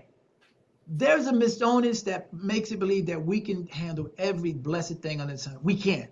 A violent crime is a violent crime. That person that's doing that, he or she or them, has nothing at all to do with bail reform. We're missing the narrative. We have to keep having the conversation, because if a bunch of people run in and all they're doing is grabbing everything off the shelf and knocking people down and damaging property, that's different from the person that slid the Coca-Cola in their pocket. Let's not, there's not going to be a definitive answer for every question and everybody there. Let's understand that. But the principle and the heart of the purpose of the legislation was to level the playing field. And we're getting blamed for everything under the sun except for Hitler's war. So we Yeah, have to become educated. We have to continue to ask them questions. And there's no one size fit all. And before the member walked away or her phone died, she indicated that there was more, and we need to have those in different settings. And because the justice system is not correct, and we have to do a lot to unravel it. But what they're trying to do is force us back 50, 60 years before. So to the question of what's so somebody that's funny? doing it. I think like, and you said something just a few seconds ago, Al. It's always going to be a different scenario. Somebody's always going to give you a what if, a how comes, or what should be done. And it's like the question that I got text to. They said, what do you tell the mom and pop store owner that can't afford to have people stealing from them? What do you tell them? Okay, one, we're saying to that individual, that person that gets a DAT, a desk appearance ticket, if it wasn't a violent, and again, which question am I answering? Am I answering the one where the kid stole a soda or the toothpaste, or someone that's grabbing everything and going? They're going to be treated different. We're not giving a leeway for somebody to do that. But let me just say this Property now. or Let me just say harm this. Hold says on, Al.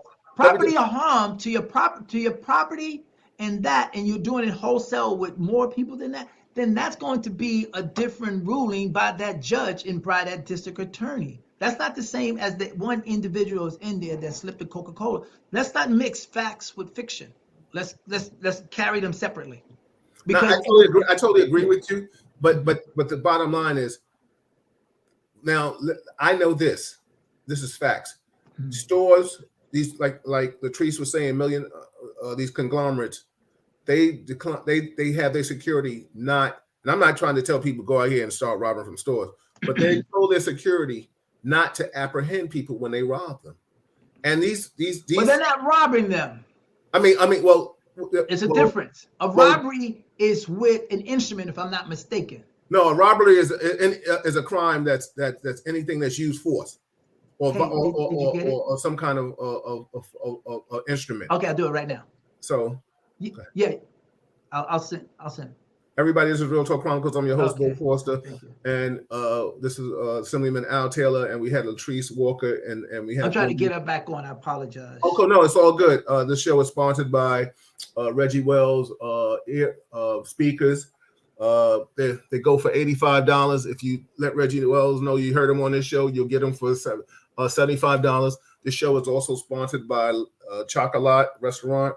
It's on 120th. It's also sponsored by Harlem Underground. It is also sponsored by Melba Wilson's. What's up, E. Floss? I see you in the building. Paula said the whole system. I know Al. I'll read this question to Al when I have all his attention, because he's trying to get Latrice back, and we want her back. So there are so many different things, Wendy, that's going on with this, right? And I think, my thing is I'm listening to all what the legislators are saying, but the thing is, what I keep saying is, it's like somebody, what I'm hearing? It's like somebody you're getting bullied at school. You're coming home every day without your pencils and pens. And then somebody said, well, tell me what's happening. And you're like, well, I don't want to tell on nobody. But wait a minute, you got to tell something. Something's happening because you've done this bail reform, and people need to know that it's not the bail reform that's the problem. Because everybody in this world, in the New York State that used to work with or any law enforcement, feels that bail reform is the problem. And like I said, until today, listening to what Al said, she's coming back right now, Al. Okay. You know what, also, Bill, I think part of the problem is, and we have to keep in mind that throughout history, any change that has been brought to make our lives more fair has come with resistance, miseducation, and division, right? They'll divide us. And when we are divided, we are not strong. And Go ahead. I'm sorry. Please continue. so this is not an easy change. This is like Al said, this is it, you can't undo it in one day, and it's not going to be easy. But you also have people out there with purposely, putting out misinformation. So we have to make sure that we have information available. We have to make sure that we have correct information available for our communities. I think that's really important. And like Al said, if you know the right thing, then share the right thing. If you don't, then reach out to a resource, and, reach out to Al's office, reach out to Assembly Member Walker's office. Like, we're here with information, and we need people to help us share that information. I agree, but and Latrice, I'm so glad you're back. And like I said, you're always welcome to come back with Al, without Al. But you're once you're on Real Talk Chronicles, you're part of Real Talk now. We can't run from us. We got you. And the bottom line is, you have been keeping it real, so we appreciate that, and that's all we ask. Real people do real things, and absolutely, my absolutely, father always taught me that straight talk leads to straight understanding. Word, unless you're stuck on stupid, but the bottom line. But let me tell you, I'm gonna read this because I just asked him a question, and I'll ask you again.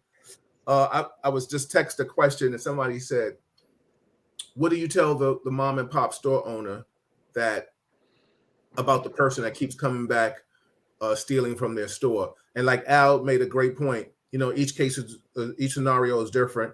Are we talking about the Pepsi, the Coke off the thing, or are they talking about sweeping the stores? Because I was saying, and I don't know if you heard me before you got disconnected, that we've seen the videos of people going into these conglomerates, swiping the counters, and with just taking all kind of product. And they're not doing it for habit, they're doing it for profit. Because if like I know, if anybody from the hood or lives in a community of color, you can go to any barbershop or beauty salon, and somebody's gonna come in there, got the deodorant, got this, got that, got this. So that's Why are they doing that? Because there are no job opportunities, right? They're trying to create a scenario where they want to feed their family, and so again, it goes back to crimes of poverty. And wait a minute. Let me just ask a question. You think everybody that's doing something, they're doing it because they ain't got a job? I don't agree with that. I mean, I don't know. I can't say that I know why people do what they do. But I will say that for individuals who are coming into a store selling, I don't know, MAC cosmetic products or Bed Bath and Body soaps and lotions, these are individuals who this is their job, right? Because there are no jobs, because they already perhaps had an interaction with the criminal justice system, and then the day they start working and their background check comes back, they're getting the pink slip to go back and try to figure out how to make ends meet. And so again, I am a strong believer in the fact that the safest communities have the most resources, not the highest incarceration rates. And we're not going to be able to incarcerate ourselves out of poverty. People need access. They need opportunities.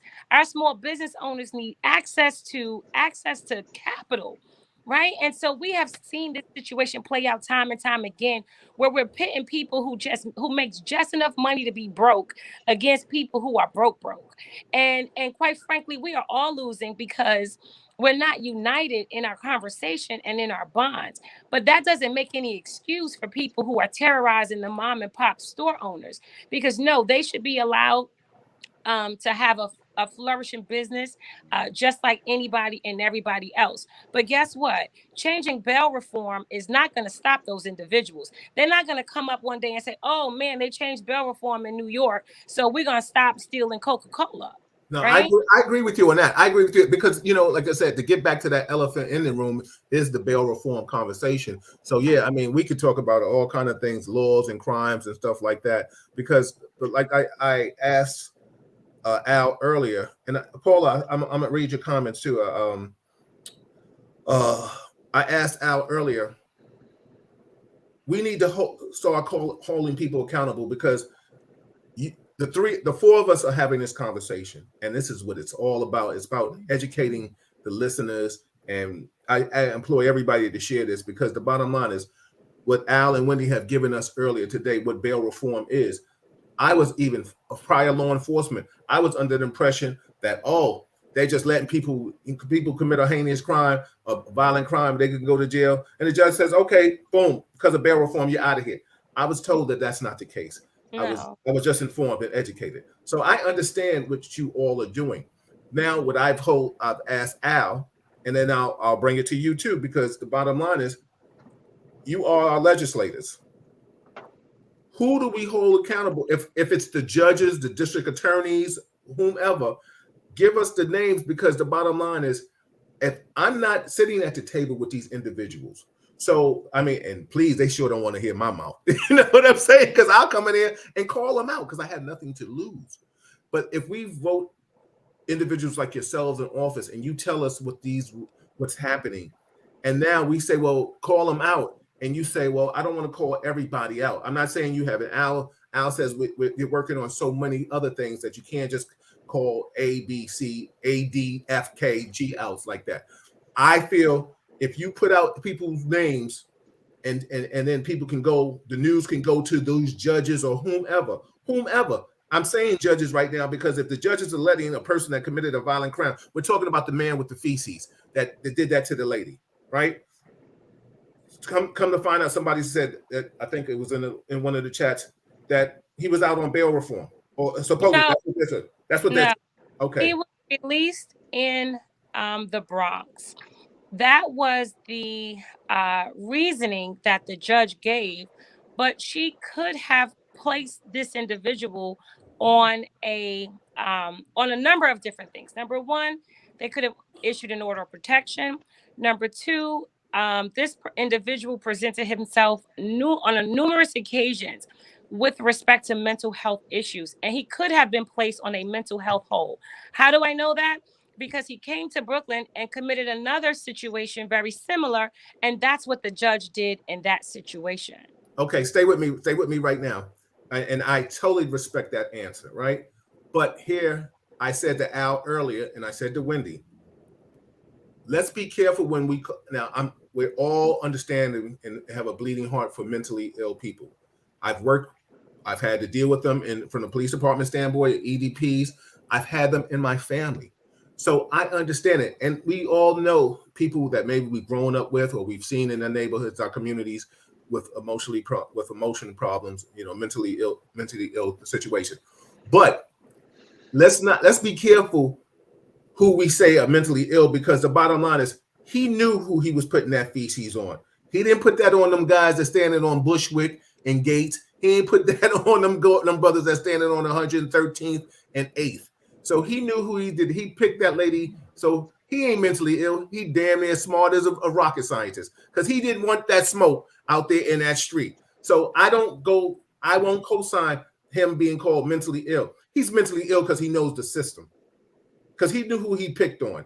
Let's call a fact on that. But Bill, we don't know that's a fact. That's your fact. No, and I'm not pushing back. I'm just saying, I don't have the qualifications to determine who is and who's not. But I understand your point. I do understand the point. But everybody can't use that as a get out of jail. That's when we start coddling. Let me tell you something. A bad kid is a bad kid. No, I'm with you, but I never want to cross and say, I understand what you're saying, that people don't get a get out of jail free card because they're saying they're mentally ill. It can be over exasperated and run through. It doesn't have to be true. I agree with you. I'm saying I will never weigh in on that until I know factually that that person is or is not in control of their faculties. So let me I'm ask you not this, disagreeing. and I'm just using this case. Yeah. How will you know that until you're in a room with him and he got a bag of shit and he gonna throw it at you, and then you're gonna say, "Yo, if you throw No. that bag of shit at me, I'm gonna fight you," and he'd be like, No. "Okay, I'm gonna put it down." No, I would never know, Bill. I'm saying in this scenario, a judge had an opportunity to consider the facts before him or her and failed to do it. And Well, that's how you, Latrice just said he was released in the Bronx, and then he because came to that judge, Brooklyn and did the what same I'm thing. saying to you, that judge failed to exercise the options there and just let the man out the door. And then you all will turn around and say, see what bail reform has done. And nothing could be further from the truth. And I what I agree. only interjected is, I don't know anyone's meant to weigh in professionally. I know when I think I see something that's not there. But in this case, I haven't had a deep dive look at this man, but his actions tells me there's something wrong. But I'm not saying we have to agree. I'm just saying I don't know if he is or he isn't.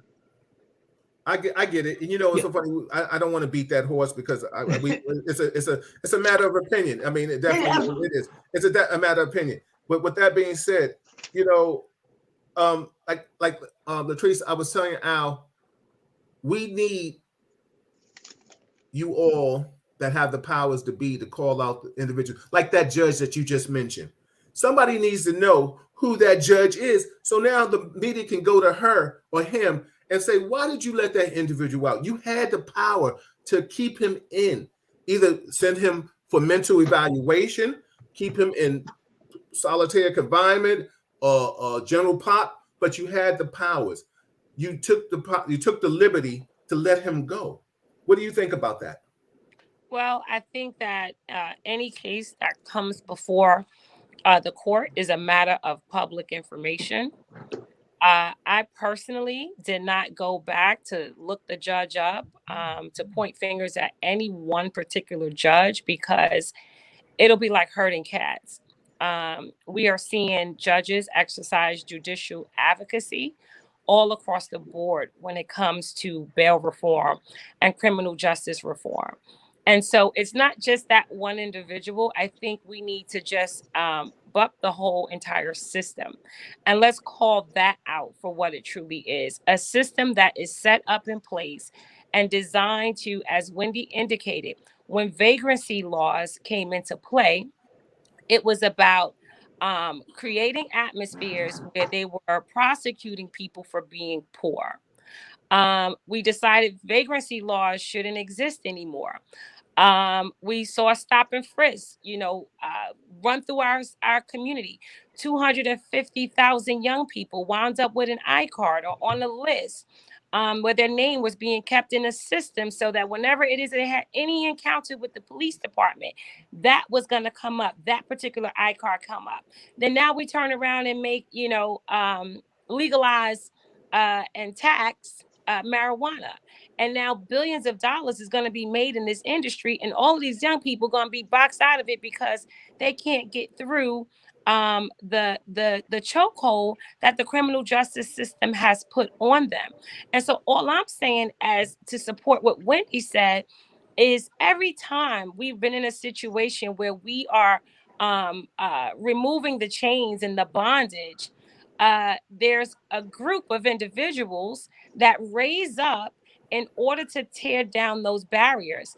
And quite frankly, I mean, we could have, a conversation, which is a family conversation. A lot of times people may, look to say, okay, she's race baiting, but I like to call a spade a spade. When it came out with respect to the Ku Klux Klan, who were the members? Pull back those sheets, right? Community members, pastors, clergy, I mean, police officers, judges. These are people with professional jobs. That's the reason why they had the mask over their face to begin with, to undo all of the advances that we made with Reconstruction and the ending of slavery in our society.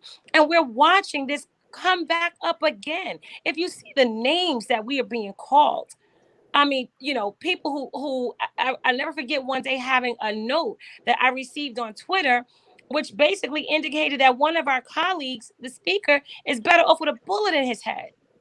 Like, these are the Well, things that I don't. Yeah. all about what they're calling liberty and discretion and access. Well, All we're saying is give us the same opportunities. well, I don't definitely don't condone you all getting that kind of scrutiny. But what I do, can I ask a question? Since you said the same thing Al said, it blows me away that you said that you're not going to point fingers. So then, if you don't want to point fingers, why don't you? I never said I wasn't going to point fingers. What I said was that it's a matter of public information, and that folk can follow that case and go find the judge's name. I just didn't do it because, quite frankly, anytime I see it, I'm coming back and I'm going after every opportunity that I saw that a judge could have placed bail on an individual. I don't have a problem with saying that. But at the end of the day, the folk who are calling for these changes, who are in positions of power, of course, begin with the office of the New York City mayor and the office of the New York State governor. And those are the individuals who I'm calling out to say that we have to have a two-tier system. One that, of course, ensures public safety, but also one that ensures that the rights of our individuals are not being violated. We saw stop and frisk. We saw broken windows policing. Just the other day, I have a 70-year-old woman, senior, retired teacher, who received a ticket for having a dirty license plate. Right? And so again, the answer to the questions that we're having or the situations that we need to resolve is not about broken windows policing or putting bail on people who commit misdemeanors and low-level offenses, or setting up a situation where people are receiving evidence that they need in order to defend in their cases on the eve of trial. That's not it. That type of technology has no place in American society. It is wrong, and I will call it out anywhere it is. But when people are committing crimes and they deserve to be brought before the jurisdiction of the court, as long as there is due process in that situation and there is a rightful conviction, I support that wholeheartedly. I'm not saying just release everyone into the community, but people who don't deserve it should not be overly prosecuted and persecuted for it. I understand that, but and I hear everything that you two are saying, and so let me ask you a question, and I'm also giving a suggestion. Why don't you all sit down with the mayor and the governor and come out and have a press conference and state that, listen, it is not the law, the bail reform that is the problem. It is the people that can hit the gavel that are stating whether they let them go or let them not. Because we can sit here and talk, not us per se, but I'm just saying we can sit here, you guys, and I say you guys, excuse me, can say, listen, we don't have to change bail reform. We fought so hard to get it. And I do agree from what you've all said that bail reform doesn't, like I said earlier before you came on the show, I feel that a person that God forbid has a DUI and he gets drunk and he hits a light pole, then needs to stay in jail 5 months because he doesn't have bail? Absolutely not. Yeah, because we know there's stipulations that we could do. Now, do I see a person that's a recidivist in misdemeanors? Maybe he needs to stay in jail, but just because of bail reform, because it's not a violent crime, that this person is still stealing or robbing, or not robbing, because robbing is a felony, but stealing, and he just has a perpetual cycle of just going in every store that he wants, he chooses, he deems, oh, today I want to do this, so because I can sell it for something. Maybe he needs to be remanded and stay in. So I'm just saying. Again, I want to comment because you're saying a lot, and I want to answer your initial question. I'm sorry, Al. No, go. So I had an initial conversation with all parties, lieutenant governor, the governor, as well as the mayor. In fact, when I had my initial conversation with the mayor, he went on to, I believe the show was The View, and he talked about the situation with respect to the court and the criminal court and how he's going to be addressing this with his criminal court appointments. And so don't think that we're not having these conversations. We're at a point of contention, not because of the facts, not because of empirical data. We're having this conversation because this is a political conversation. Because the Republicans, no matter where it is, if somebody crosses the street, bail reform. Someone spits on the ground, bail reform. And that's the conversation that we're having. And when again, I'm quoting my dad a lot, but he told me that when you argue with a fool from a distance, nobody knows who's who. And I cannot continue arguing with misinformation because we were taught in the law that fruit of a poisonous tree will always be poisonous. So I can't go there and keep digging up their lies. No, and I understand everything that you're saying, sis. And I say that because I think we all want the problem to be solved. So I called you sister for that aspect. The thing is, people don't know, though. They don't have the information. And if you all are the people that are sitting there making laws, and now you're holding yourself to task and fasting to get it, not get it changed, then how do you stop the people from not knowing the truth? Bill, you got to be the let me weigh in. I think real talk is a point of conversation. So if you read in today's daily news, it says undoing New York bail reform proves fear wins. That's my op-ed. Right. I don't have a bank account. I was fortunate enough when they picked up this story, part of the video that was played earlier, we're talking. But honestly, people like you and those that are listening have to now say, okay, let's stop the what ifs and take the facts and start reiterating, start repeating them and sharing and be a source of information and not necessarily looking like we can only do so much. The mayor's team of people look a whole lot bigger and greater. I mean, they have enough people to fill a room, a building with media people. And then they got another group of people that does all they do. My job is not to chase them or get ahead. But if I'm giving you data and I'm giving that audience or whoever that data, and they're reading this right here, go do the research and say, let's start having a conversation. Did you hear what you just said, Al? Did you hear what you said? You told somebody to do their own research. I did. Do some of the research because you're taking the fact that someone else is giving you and saying that's real. And so when you see me, not you, but when people see me, I'm automatically wrong because I'm a legislator. And I'm saying just go look at the facts, look at the data, and then let's start to have the healthy conversation. Because if I play the what's is and 2/4, then all I'm going to do is the what is and the 2/4. But if we want to be educated, let's just pause and say, okay, let's read. What does this do? And when we don't have a question, here's the real deal. We have access to everything. So if you're looking at 2018, what was passed, look at 2019 when they walked it back and say, what did you give up? What did you change? And now, if you don't understand it, let's come back and have the conversation, maybe a forum. But a bunch of, the cow jumped over the moon doesn't change what we've really done. And the people that we're trying to talk to, that you suggest we talk to, are spinning that narrative out there because they're catering to fear mongering. And I agree. Right. But what we've got to do is stop thinking that we have to have the end all. If you believe, not you, but if you believe your legislators are correct in their position and you read and you are informed, stand with us. If you don't know, ask us questions, but stop drinking Kool-Aid because it's being poured. That's the poison. The poison is because when we start to repeat it.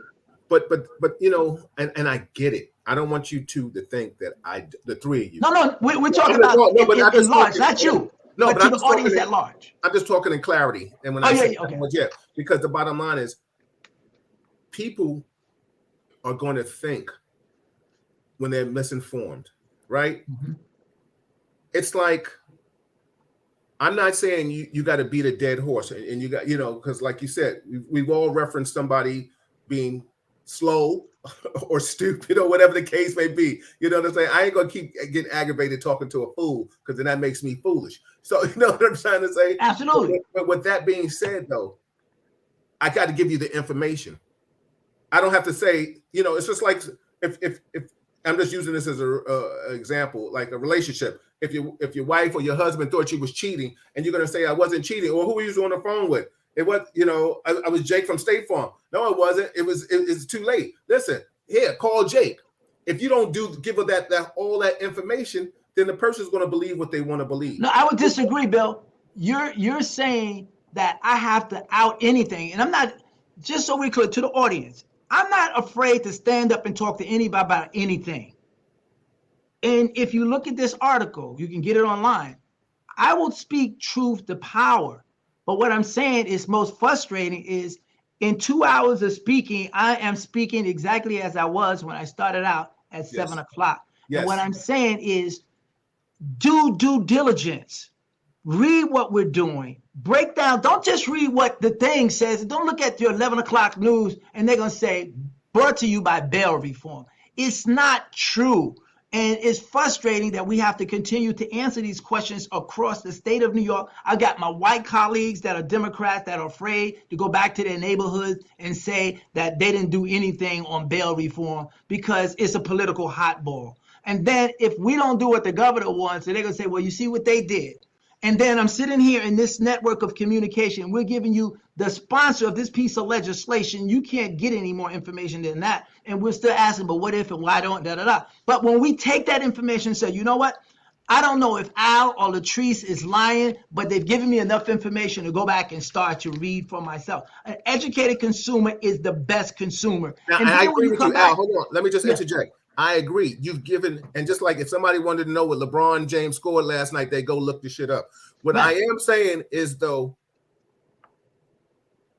if you all are put, like I said, you can give us the information, but if I think, I don't know. I mean, I'm not the reason why I'm just saying because I'm from a school where listen, you did it, and it is what it is. Like,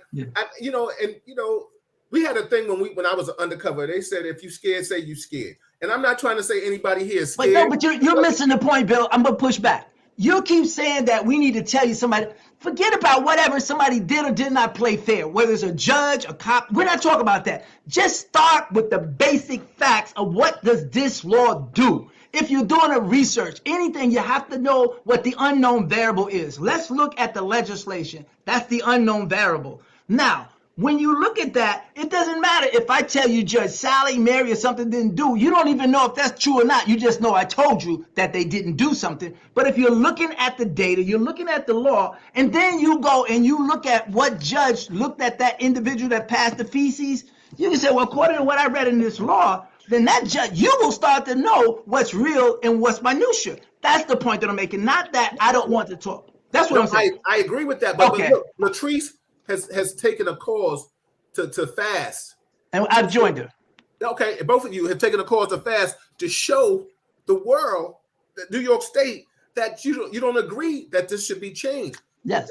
You ain't got to do that, sister. You can get you some oxtails and some collard greens. All you got to do is come out and call out who's the politicians. Yep. I mean, no, listen.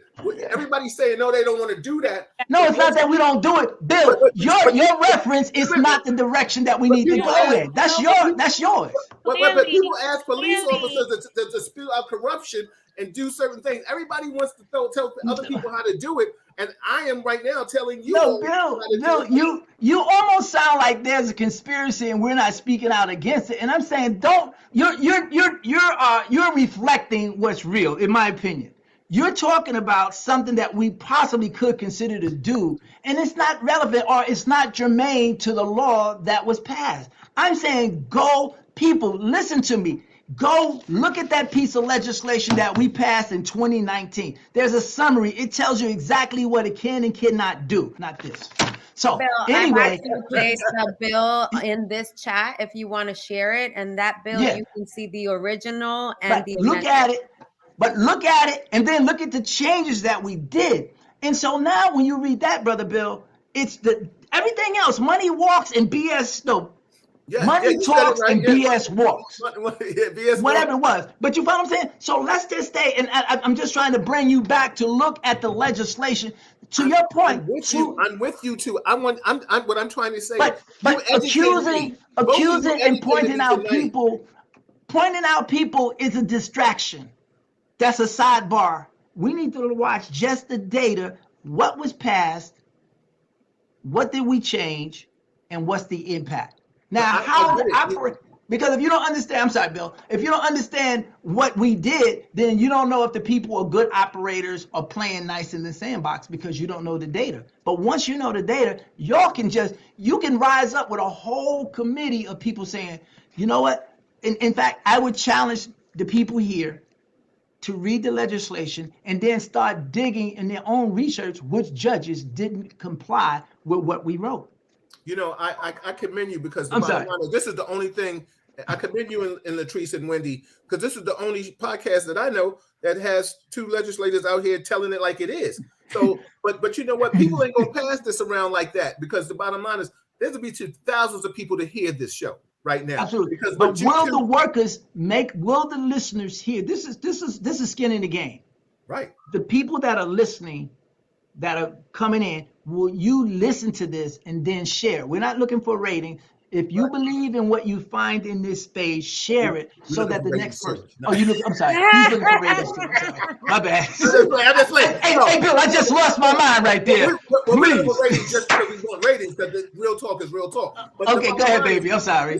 I'm just giving away stuff. In all due respect, the bottom line is everybody that's listening to this should share this and tell everybody, like, yo, look what I heard tonight. But you know what's so funny? Because listen, everybody got to be a Paul Revere in this right now. You know, yes.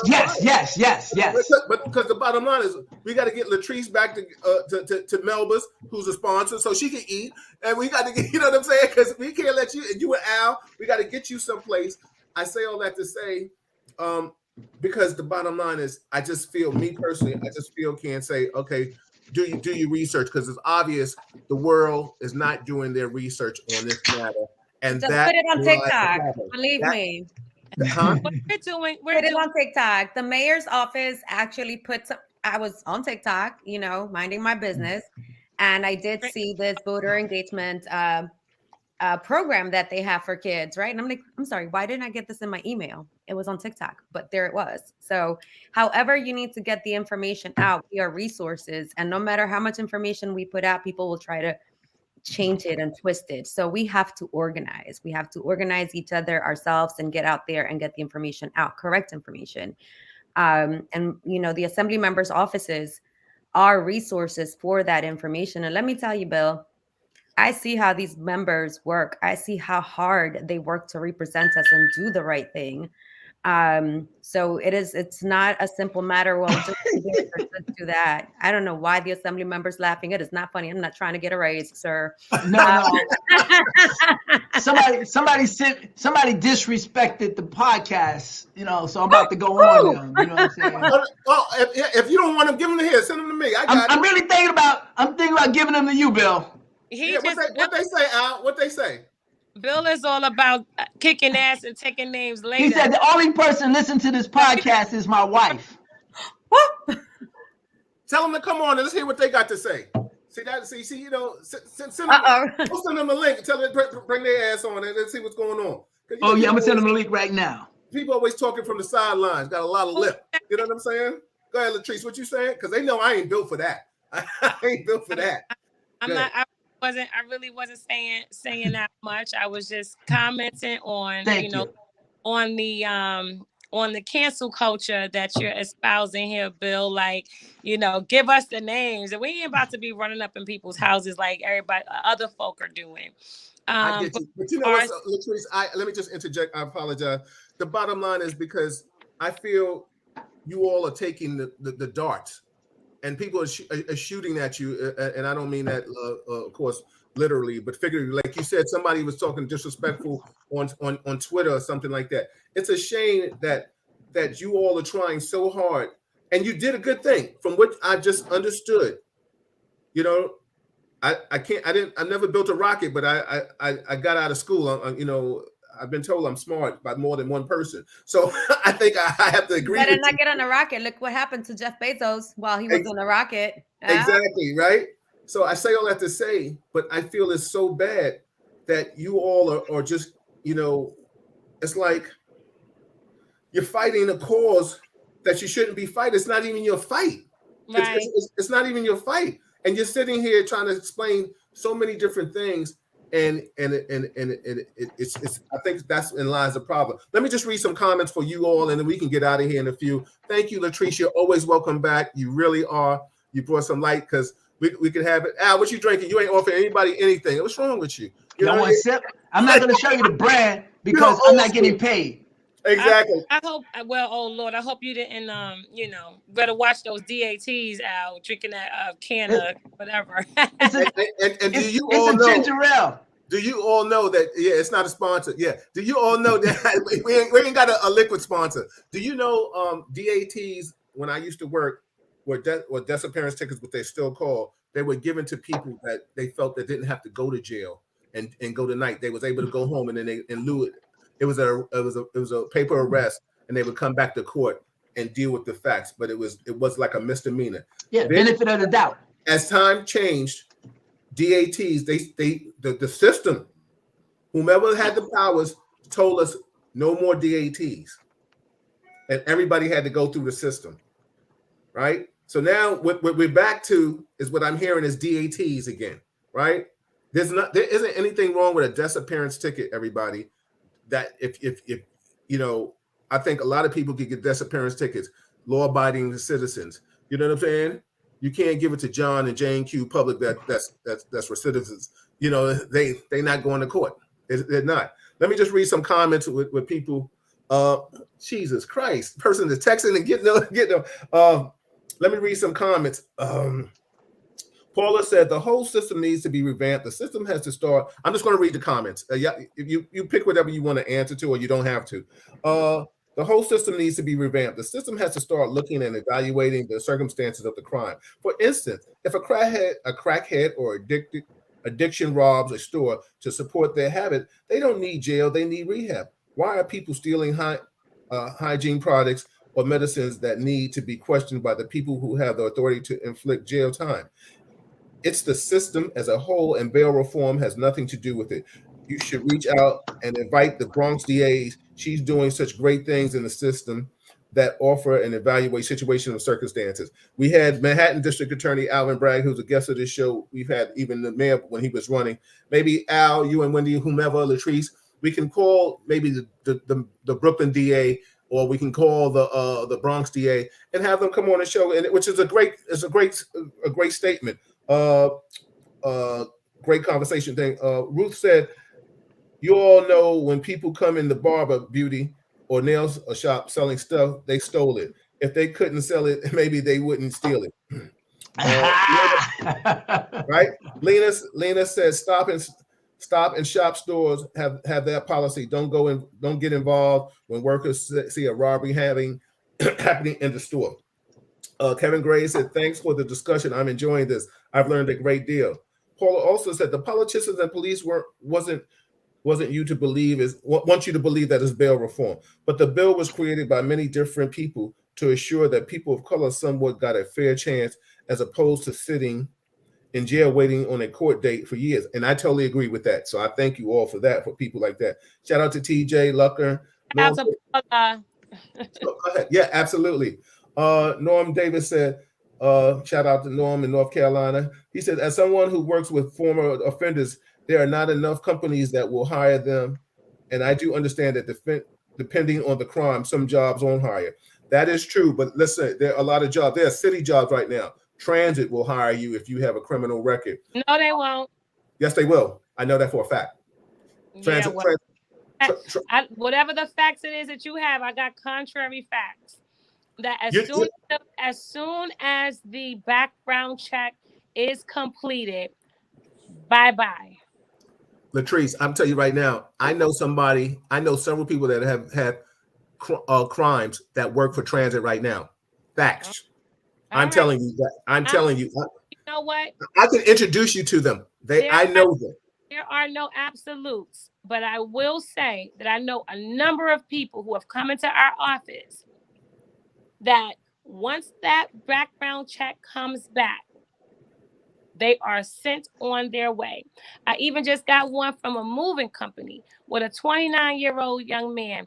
He started working on one day, the next day they sent him back home.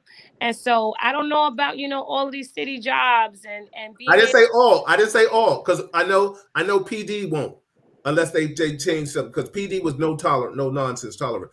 I think corrections had tried to amend something. I think PD had thought about doing misdemeanors, but trust me, I know they're not going to do that. But listen. I do know there have been people that have got on NYPD with DWIs. I know that for a fact. Yeah, So sometimes it depends on who's advocating on your behalf when you're going through that process.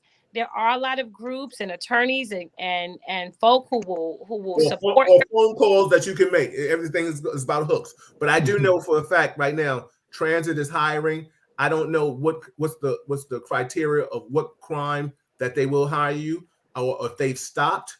But I do know several individuals that work in transit that drive buses. I don't know about trains that drive buses that have criminal records. I know that for a fact. So let me read some more. You Bill, can't would that even be you like felonies or misdemeanors? Does that make a difference? I also know someone, as a matter of fact, it didn't occur to me, but yeah, The people that I know have a felonies. bus driver. Yeah. Yeah, the people that I know that have felonies and they drive bus. So I'm not. I mean, well I know out they. name their names. Name names. Who are they? No. See that's totally different. That's me talking about Right. somebody's personal business. You talking about a judge that it works for the city. You know what I'm The saying? bus drivers work for the city. No. Okay, listen. No, how about It's this? time to start bringing this in, folks. All right. Well, listen, I just want to read the comments and then we can get out of here. But if they tell me I can name their names, I sure would, because the bottom line is I'll bring them to you. Paula also said exactly, Assemblyman Al Taylor, they just want to blame everything on bail reform. Just reading some comments. Mark said it's hard to defend criminal behavior with a soft stance. The assembly members are fighting a good fight, but until they are able to undo the mentality of some, but not all, the judges and DAs have to be held more accountable. Y'all agree with that? I agree. We all have to be held more accountable. But I am going to sign off. No, we're gonna sign off. We're signing off I tonight. was We're gonna all say, signing off. Bill, these All right, members are I gotta hungry. go help my little girl with her homework. Listen, everybody, thank you. This is Real Talk Chronicles. Madam Chair, thank Thank you. you. Thank you. You're She's always welcome back. You're always she's welcome. also chair of the New York State Banking Committee. Election. Power. Election law. No, she's election. I'm sorry, I mix it. Thank you. Election law. But So I will see you in Albany this weekend. at the Black and Puerto Rican 50th Caucus weekend. annual legislative conference, and we expect to have a number of great workshops this year. They will be on 2 days as opposed to 1 day. So this Friday, April 8th and April 9th, will be our workshops. Sunday, you can join us in church for Palm Yes, Sunday. worship service is going down. And then our annual awards luncheon will take place right after that.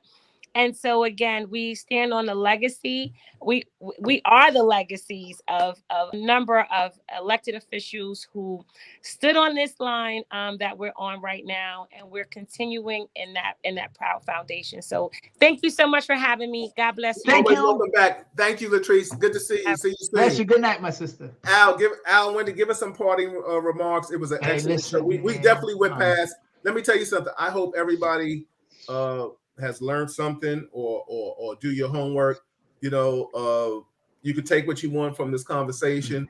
Yeah, Latrice said I'm about kicking ass and taking names later. Yeah, sometimes I am. Listen, I ain't saying kicking the door in all the time is the right way, but sometimes you got to let people know I'm at the door. Let them know you're knocking, right? Let them know you're out there knocking. Absolutely. And to drive home that point, people, it never has to be one or the other. It can be both. Absolutely. So when we look at Dr. King and we look at Malcolm X and we look at Marcus Garvey and so many other folks that have been models for us in terms of how we get this done, I would sign off with saying, let's spend more time at the table talking. Let's spend more time at the table listening to each other. Even when we don't agree, we may learn something. And I'm a big proponent of that. So I want to thank you Bill, for a year or so ago, we were talking and you Yeah, said, hey, listen, why don't you come on and we can do this as a co-host? Folks, I've never done this anywhere else in my life. So I'm elated to be here. I'm happy to serve. And Bill will often say, if you don't want to hear the truth, don't come here. We're going absolutely. to keep it 100. Malika, we're going to give your husband back to you so we Well, can have him I and think still she get went quiet. downstairs. I'm about to find it. Malika. No. Wendy, thank you so much. To the people that are listening, thank you so much for your comments. Thank you so much. We value your input, and we're only as strong as you allow us to be. Yeah, There comes a point when we have to kind of come together, even when we do not agree with each other. I think it's absolutely. important that we understand that the issues that are before us are bigger than the things that divide us. So we need to step into that space and say, whether you're black, whether you're gay, whether you're straight, whether you're orange, whether you're Asian, whether you're Hispanic. Okay, you matter. You matter. So it's important. Come here. No, I'm on my podcast. Come. No, come. Walk over here. You don't have to be dressed up. This is another one of my colleagues. Oh, you had to go get something. Okay, he can't be out. Okay. Come in here knocking on my door. Anyway, so Yeah. I'm in here working because I got AKA brother okay, no, I'm not talking about you. I'm telling his name. Nobody gonna give up your name. You give me $5 right now. Tell your name. Give me $5. Okay, no. So What? you're at Albany, right, Al? Yeah, I can't take money in the room. I'm threatening to out him on air because you be like, yo, who is it? I'm like, no, I can't. But one Get of him my dear out. Get friends, him a out. colleague here. But we are happy to do the job, and it's not an easy job. And we're in a room with 103, 104 of us, and we're sharing our opinions. And we may be one Democratic Party or body, but we are as discombobulated as a crippled octopus because at different ends, people have different needs and their quality of life is different from the things that we're dealing with in the inner cities. So we have to figure out how we reach that happy medium.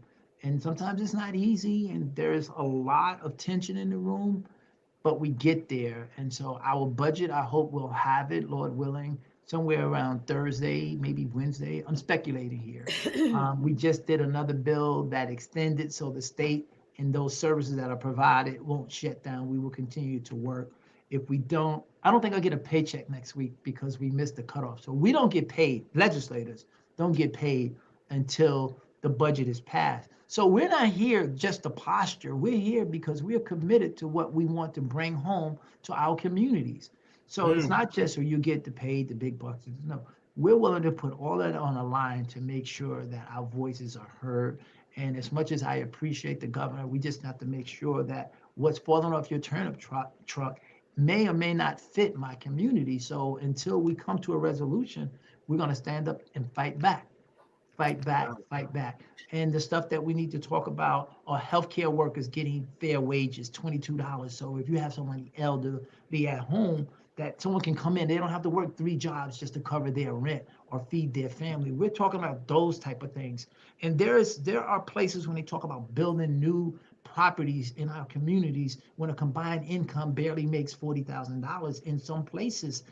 That's rough. And if you happen to have an offense or something like that, if you come in, you're money hand over fist. You don't have an extra $500 somewhere to give and say, I'm gonna put that up. So we're saying level the field because economically we've been deprived for so many years across the board. So when we're fighting, this is not just about bail reform. This is about economic equality so that people can feed their families. They can have jobs that give them generational wealth at some point. Their kids can get the education that they didn't get. And everybody that helps to make this state so great, we want to hear their voices, but we don't want to be marginalized when we stand up and say something. So the person said something about having when blacks are assaulted and making sure that the hate crimes are directed and we have everything in place so we can do that properly. But also, we're saying we are not being treated financially correctly in this state, whether it's education, whether it's employment, whether it's housing, and we're fighting for all of that. And this bail reform is a part of that. Because if I take you in on some trumped up stuff and you're sitting over there for 2 days and you're the breadwinner, your family's going to lose their house and you didn't do it, you're going to lose your apartment. So we're fighting for equality across this great state. So I want to thank you for allowing me to be here, Brother Bill. Wendy, thank you. This was an hour program that turned into 2.5. But you know what? When it's real, it's real. And I don't Absolutely. regret 1 minute of it. I'm Nah. sitting here. I got my laptop. I'm still working on some other stuff. I'm Well, texting and making calls over there. Well, please I thank love my Latrice. colleagues. Thank you, brother. I appreciate you. You know, and like I said, you know, sometimes Al, if you have to, if you have to bombard, I know you're here once a month, and I know you're so busy, and you're running for re-election too. We need to keep people out there and understand that we need you back in office. And I'm sure Wendy, you're doing a great job helping him get back in there. But the bottom line is, sometimes if you need to jump on another show, let me know, because we got, you know, we have Wednesdays, we have certain other shows. Pastor Kevin Gray's show, I'm sure his show on certain Mondays. So the bottom line is, sometimes we need to get the information out there. We can have a special edition. You know what I'm saying? We can break. We'll do that. But you know what I'm saying? In terms of information, just again to the audience, Emergency Rent Assistance Program. Apply. Emergency Rental Assistance Program. Landlord Rental Assistance Program. We're going to put $1.1 billion in. So queue up and get ready to start asking for money if you haven't been able to pay, if you're in New York State. There's going to be some money for some other stuff, but that's heard it first. And it didn't get passed yet, but that's what's happening. You hear Breaking news. Breaking news. So happy. Only on Real Talk Chronicles. Also, everybody, please share this and tell your friends and family to share this, because the bottom line is, information is key. You know, y'all pass Will Smith shit around, pass Real Talk Chronicles around, right? Right. Tell them every time they pass the slap around, they have to pass the like a blunt. Exactly. Wendy, you have anything you want, parting remarks you want to say before we go?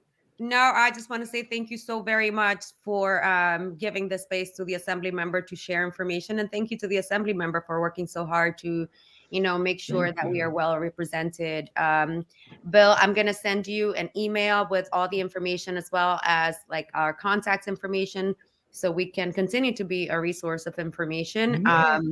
Woo-hoo, go UNC. I'm sorry. Yeah. March Madness, huh? March Madness. Yeah, everybody, this is Real Talk Chronicles. I'm your host, Bill Forster, with my co-host, Assemblyman Al Taylor, and his chief of staff, Wendy. She is just awesome. Thank you all. Listen, this is Real Talk.